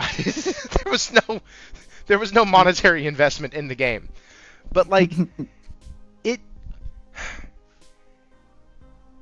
I want it to do well only so the studio doesn't suffer for somebody else's stupid ass decisions. That's it. Like I don't want this game to come out and bomb so hard that a third of Guerrilla is fired. Or it's bombing. It's bombing hard. Come on. Get ready. Because it's going to have a ripple effect. Wait. In your gaming heart of hearts, you really think that it's going to bomb that bad? I think, in my heart of hearts, that this game will most likely be mid. Well, okay, and, that's fine. That wasn't the question. Will it find its audience? Because that's what the live service needs, right? It needs an audience, whether it's big or small. It just needs enough to sustain itself, like we've seen with damn, I keep forgetting that damn game, High Guard. I mean, Horizon does have a big fan base, right? They have a big fan. 40 million people bought the damn series, right? That's not nothing. I'm trying so hard to save face here. I want to know, because here's the deal. We can joke about the game. We can talk about how it looks like Fortnite. We can talk about how it looks rudimentary. We can talk about all this other stuff. It's for children. Josh pointed it out with the Lego Horizon move, and now this. It seems like Sony is really trying to hammer on those, like, get the kids onto our platform. We are filled with 25 to 35 the kids ain't got money, so if it's going to be $40, I don't know what to tell Sony. But their parents do. And, I mean, there's a couple things that get me to spend money. One's my wife, the other's my children. Like, those are... that's about it. I don't spend it anywhere else. I spend it on my wife and my children. That's how this works. And so they have money. And Sony can get that money. So, in your heart of hearts, do you think the game is going to bomb that bad? To where I just look at the audience. Like, they are so negative about this game. So it's like, even if the game is good, like I've been saying, are they going to give it a chance to succeed? Or are they just going to write it off, especially when it costs money? Because at least with High Guard, people, it had 100,000, 200,000 people show up just because it was free. And, they went silent about it. So people were curious. They just wanted to kind of see what was going on. So they at least got that initial, chance for people to at least, be like, okay, it's good or it's bad, right? But with Horizon, there's that paywall. And people are already pissed off about this game just purely based on its existence. Like, how dare you just show yourself in front of me? That's how people are with this game. Like, how dare you hurt my eyes with the sight of you? So it's like, I don't know. Will it succeed? I honestly, it's a coin flip, to be honest, because it could be great and people will still write it off because I hate Sony and I hate Horizon. So fuck both of those, essentially fuck both of those entities. I don't know. Whoa. Hey, that is a very interesting name. User-VR1SK5FV4V. Welcome to the Gaming Den. Nice of you to drop in. He said, you figured out my password. I'm telling you. I think the Horizon game has roguelike upgrades like Night Rain. Gonna be dope. Okay. All right. We got the first one saying it's gonna be dope. I love it. Like, positivity. I respect that. There you go. Thank you, user. Listen, if that shit's a roguelike, they can get me the fuck out of there. Yo, look at fucking Fox, bud. Yo, just rude, man. She's like, oh, somebody in here likes the game, bot. Hey. Dang. Hey, Fox, can you point on this doll where Sony hurt you? Because something happened. Bruh, she said, nah, the game is dead. DOA, man. DOA, I know. That's the thing, though. I don't think it's going to... There's a couple things that could make it And she's a Horizon fan. This is what I'm talking about, man. They're mad at this. They are mad at this game. I don't know. So Josh said it best a couple of comments ago. He said Twitter is mad about it. Yeah. But there's not been a lot of games that both sides of the aisle have come together on and disliked on Twitter that went on to be successful. Yeah. And listen, I sent the trailer to my brother. Now, he's not online. He doesn't care about the conversation of gaming and stuff like that. You know, he's just, he plays, he plays Fortnite. He plays Marvel Rivals. Like, he plays games with this type of art style. I showed it to him, and he's a big Horizon fan, right? He loves Horizon Zero Dawn. He loves Horizon Forbidden West. I sent the trailer. I didn't say anything. I just sent him the trailers just to get a pure reaction out of him. He wrote back. He texted me back, said, "What the fuck is this?" I said, what? It's the New Horizon multiplayer. He said, "Why the hell does it look like that?" What he said, "Who the hell Disney-fied Horizon?" And I said, "Oh, damn." He was like, "I have zero interest in this." And I'm like, "But you like Marvel Rivals?" He was like, "No, it's not the same." He just wrote it off immediately. He wrote it off. He just started laughing and was like, "Why the hell is Gorilla doing this? I don't understand." And he wanted no parts. Now maybe his mind will change if he gets to try it out. Maybe he likes it, but he was just not feeling it off the initial look. And again, he's not online. He's not a part of the conversation. He doesn't know anything about the conversations that happen on Twitter or anything like that. So this was just pure casual gamer reaction to that trailer. And like I said, he's a Horizon fan, and he was not feeling it whatsoever. Sorry, I am reading the chat right now. I know you're good. I do find that interesting because yeah. So, Hero, are you still gonna play the beta? Just out of curiosity. Neil Augusto said, "Hey Thrifty, I've been listening to a Nintendo channel thinking Sony will put a God of War game on Switch. I swear this channel dogs Sony but begs for their IP. I replied back, everybody wants to be elite." Like, you hate them because you are not with them. Like, it's the same reason why everybody hates Tom Brady. It's the same reason why people don't like Patrick Mahomes, myself included. I love the guy, hate the quarterback. I think he's a great stand-up dude. But F him all at the same time. Michael Jordan had the hate. Kobe Bryant had it. LeBron James still has it. His is more deserved. But like, anybody who's at the tip top of what they do is going to have people that are against them until they are either brought in or met. In other words, unless they go to that thing or person comes to them. And so, whoa! Cyrus Damaged Gadget. Hey guys, shout out to Cyrus in here. Y'all know the guys who I talk about all the time or who I've played what's the game? Outriders with. Cyrus is one of them. He's part of the reason why I started the channel in the first place. So shout out to him. Cyrus. And yeah, with him and I actually got him playing Remnant 2, and him and his son actually played that together. They really, really enjoyed it. So we've kept in contact. So dude, Cyrus, good seeing you, man. Hope everything's going well with y'all. But yeah, so like, they want to be a part of. Oh, and he said he'll wait till they add it as a free monthly game. Which, yeah, I mean that's an option too. That PS Plus. Listen, I think this game would have gone over so much better if they just would have said, "Hey guys, it's coming to PS Plus Extra. Have a good time." I agree. Like, just have a good time. You are paying us $100 and something a year for Plus Extra. Have a good time. Like, I feel like that would have made a much bigger difference. Yeah. My brother was pissed, man. I'll read what he said. He said, because he started reading the comments. He said, "Even the comments agree with me. This is some goofy BS. They just need to work on the third game."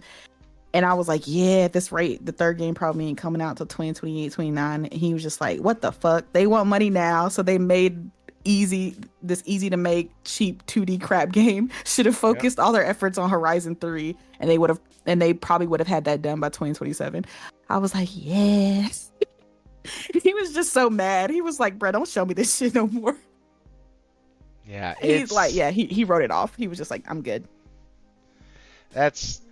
I damn near wrote it off. You want to know the thing that actually kept me interested in the trailer? It's when the dude with the afro comes up and he pulls back his bow, and the bow like transforms, and I'm like, all right, that's kind of cool. Like, that part was kind of cool. And then I saw Hunka Chunka coming down, and I was like, oh dear God, no, please no. Every time, please no. Every time, bro. PlayStation's gonna put one in there. They put one in Concord. They put one in this. And I was like, oh dear God, no. And then the next one looked like a normal human who knows how to pace themselves. And I was like, shut up. Sorry. And I was like, okay. So they didn't go completely off the rails. Got it. But like, and listen, I am 248, 252 pounds, depending on the day. Like, I'm not necessarily a small individual. But dear Lord Jesus, I also don't want to play a game as a dude that looks just like me. Doesn't work. I was like, Sony, man, they like doing that. I ain't trying to have realism. Whatever reason. I ain't trying to have that kind of realism. I am almost 40 years old. I'm starting to get that thinning hair. I have a bad back. I got a bad ankle. Like, I'm falling apart. I don't want to play as that dude in a video game. Hell no. Yo, Fox. Yeah, she's just like me, yo. She like all this talk, and I'm gonna play it in spite of my thoughts. See, fuck, that's real. You know what? At least because that's what I'm gonna do. I'm gonna try it. So I was listening to the Enough to Keep Going podcast, and Logic was on there, and they were basically talking about like what they were looking forward to and things like that, and the idea got floated out there that whenever you make a definitive statement, especially in gaming, there's always going to be something that comes out that makes you go against that. And it's something that I've attested to on the channel so many times. We are all hypocrites in gaming at some point. Yeah. Like, at some point, we are all hypocrites in gaming. Also, guys, go check out the Enough to Keep Going podcast. Really good. It is 3 dudes doing nothing but talking about the industry, talking about games they're playing, and what they like. That's it. It's really, really good, too. So, go check them out also. But this game is going to make a ton of people hypocritical. And so, and it's, like I said, listen, guys, I gave y'all 3 separate outs on how to buy the game, play it, and still be involved in the hate. Like, you can do all 3. I feel like Doc Dark right now. Like, you can do all 3. Like, this is me playing it while talking shit on Twitter. Man, this game sucks. Let me hop up on a squad real quick. Hold on. Who wants to play this game and make fun of it? Like, come on, man. Just, dude, stop. Just, if you want to, just say I want to play it. It's okay to play shitty games. It's okay. No, you can't. Like, Twitter won't like that. You can't do that. It is totally fine. Play a shitty game. Have fun with it. The art style looks like Godbreakers. If you don't know what that is, go check out Steam. It is a really shitty rudimentary game that has like 3 attack buttons and a special attack, and that's about it. And oh, you can dash too. It's so rudimentary. When I played the demo, at least it was. Maybe they've fixed it now, but it came out and it's done nothing. And so, like, I don't know. Maybe it's that they use this art style so much on games that come out and flop so hard that essentially I look at it and I go, yeah, that's a flop. Know nothing else about it except the art style, but it looks like shit. Cool. And then we're left going, well, maybe it's good. Maybe it's this. Maybe it's that. And then we got folks like Fox who are like, this game sucks. It's dead on arrival. It's blah, blah, blah. But I'm going to buy it. What the hell? Like, what's... like, Fox, you're not like a Sony pony, are you? Like, you're not. Oh no, she is not. I didn't think so. Like, what?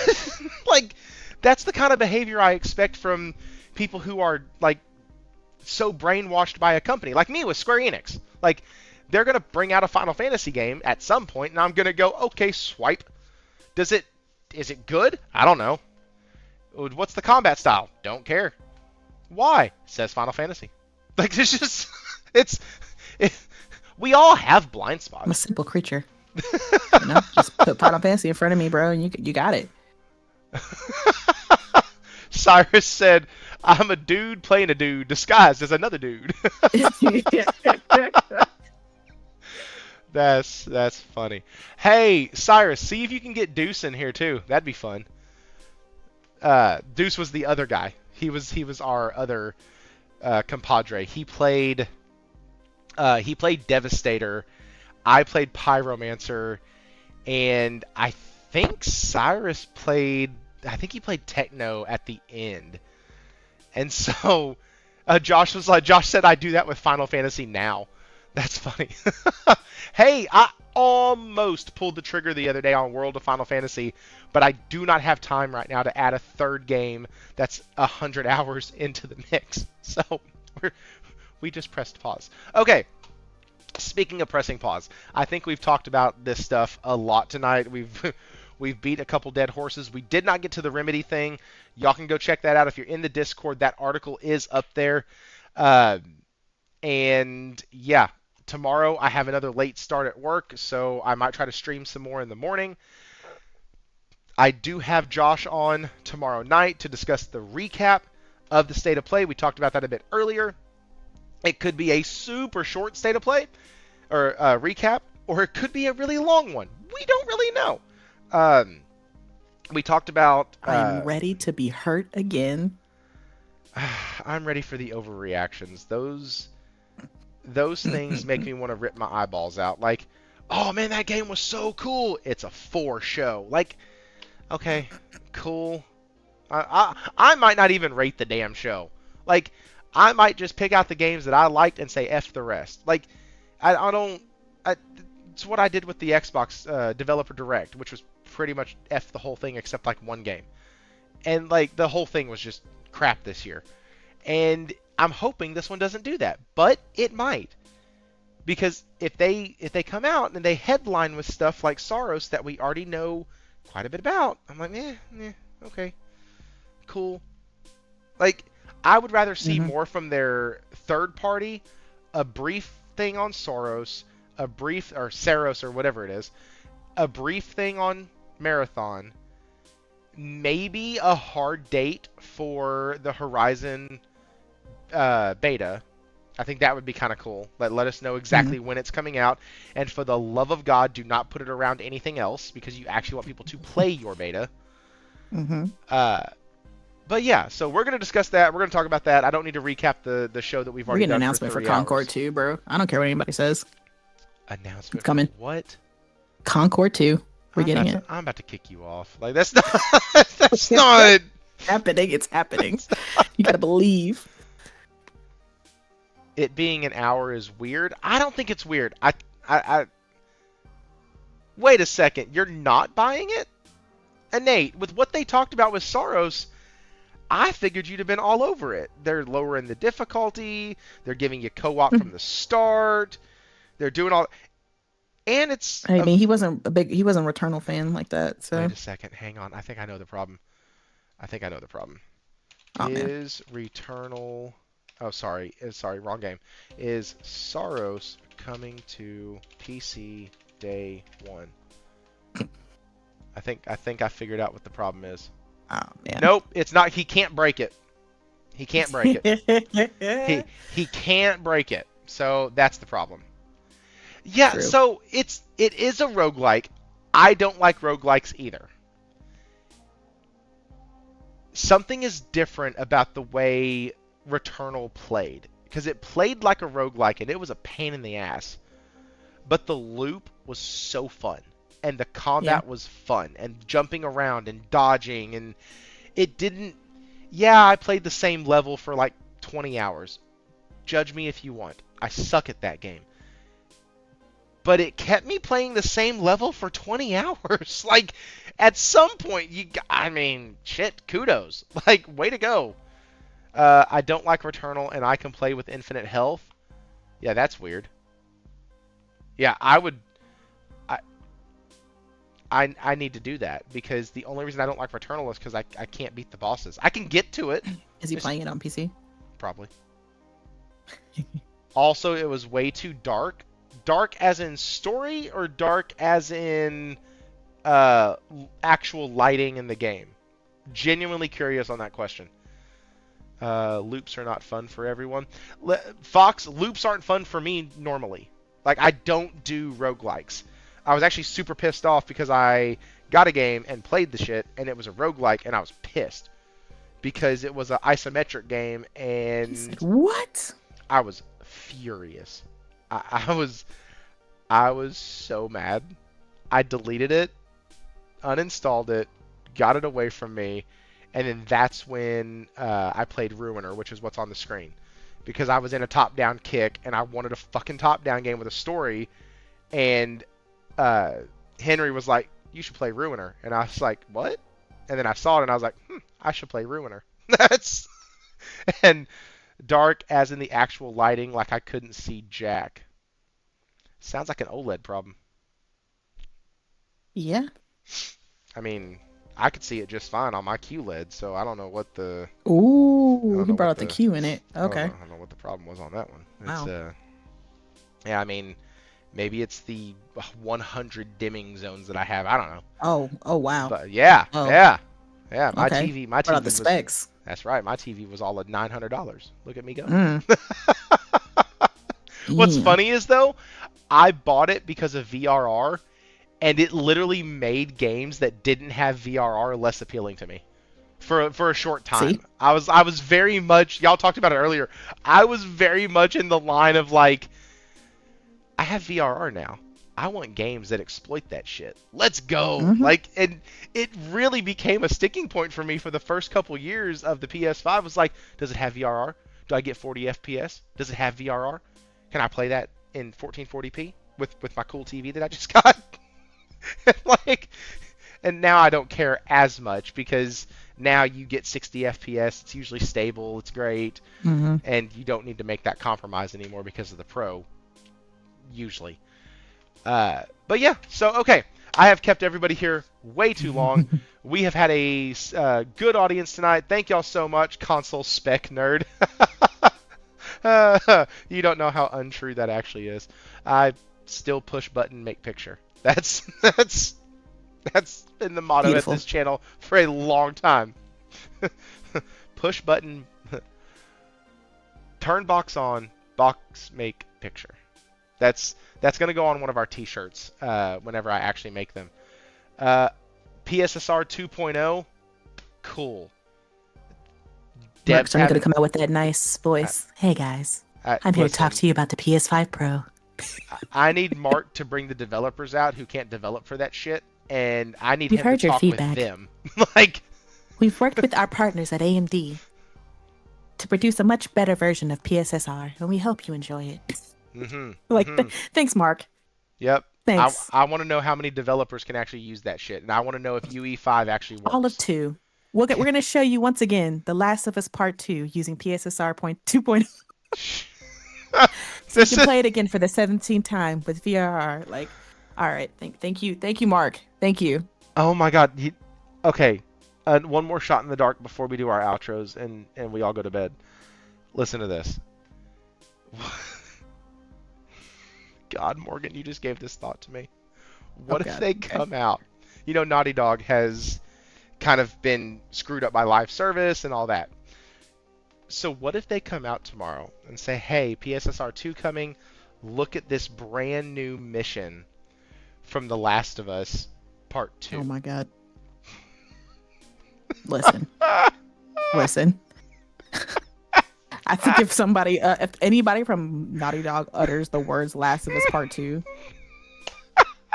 the entire gaming sphere will have a fucking meltdown, bro. Nobody trying to hear that. I don't want to hear Nobody's trying to Joel. hear that. I don't want to hear Ellie. I don't want to hear Nobody's Bill. trying to hear I that. don't want to hear And I love The Last of Cordyceps. Us I Part don't 2. want to hear. I don't want to hear none of that shit. I don't want to hear Spores. None of the games tomorrow better talk about Spores. I don't want to hear it. Like, it's We're not. bringing The Last of Us Part 2 to mobile. With an all-new mission exclusive to mobile. Like, Exclusive. like shit. I'm telling you. And okay, so once again, you don't have to lie to kick it sometimes, but sometimes you have to set yourself up with proper expectations so you can enjoy something. So tomorrow, if any of this stuff happens, all the negative shit we've talked about tonight, all the possibilities, I'm so sorry. I'm gonna be okay because we've already talked about them. We've already prepared ourselves, and it's okay. And with everything we've talked about, guys, it can only go up from here. Like, this is if even half of the stuff happens and half of it doesn't, that's a win. That's good. Mm-hmm. That means only half of the bullcrap that we talked about happened. But no, I think it's going to be below expectations. It's going to be, this could have been a blah, blah, blah. It's going to be the whole thing. Morgan listed a whole shit ton of that stuff earlier. We will find out tomorrow. Moving day and date to PC, all that.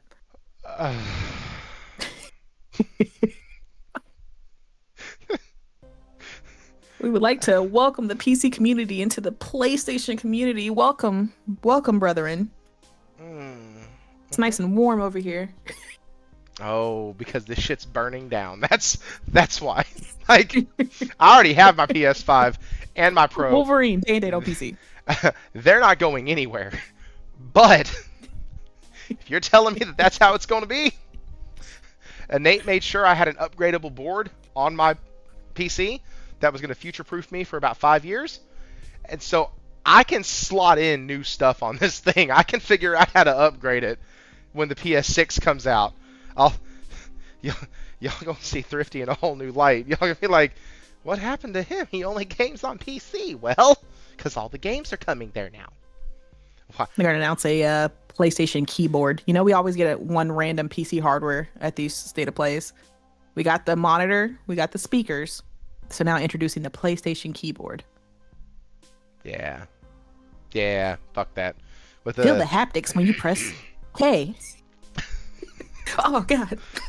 Hey, listen, one of the things they could do, damn it, we gotta go. One of the things that they could do, though, I would love for PlayStation haptics to be actually used in, like, a bodysuit or a vest. Like, they have some of those already. You're doing dangerous ground right here. But I want PlayStation to actually at least dive into that. Like, their haptics are so good. Yeah.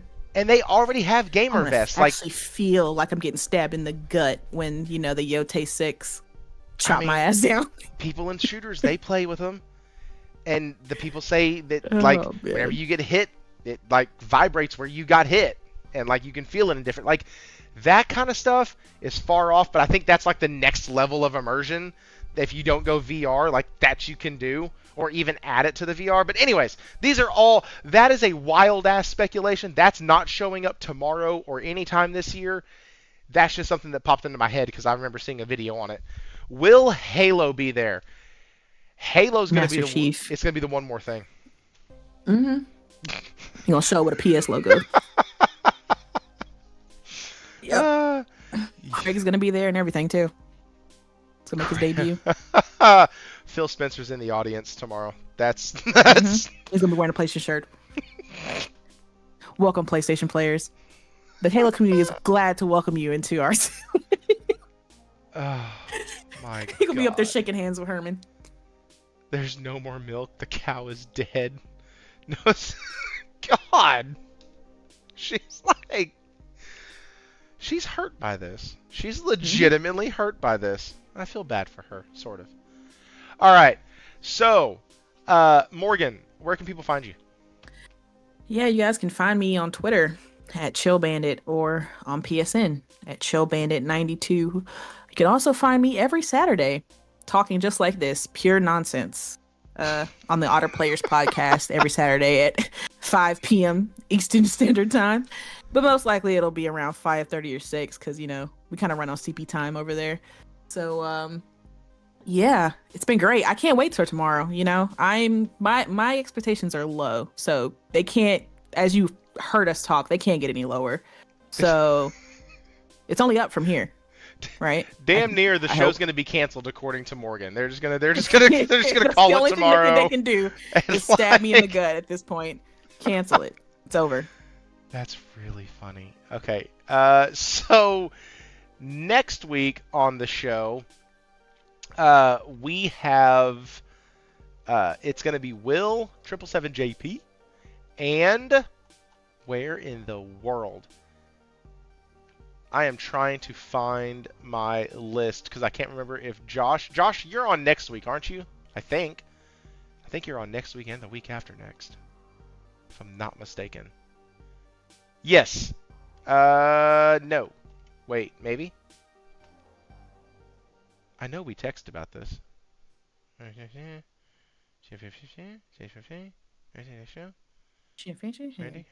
Yeah, I'm reading these. Yeah, he is. Okay, cool. I was like, I thought you said the 18th and the 25th. So yeah, next week is Josh and Will, and then the week after will be Josh and Falky.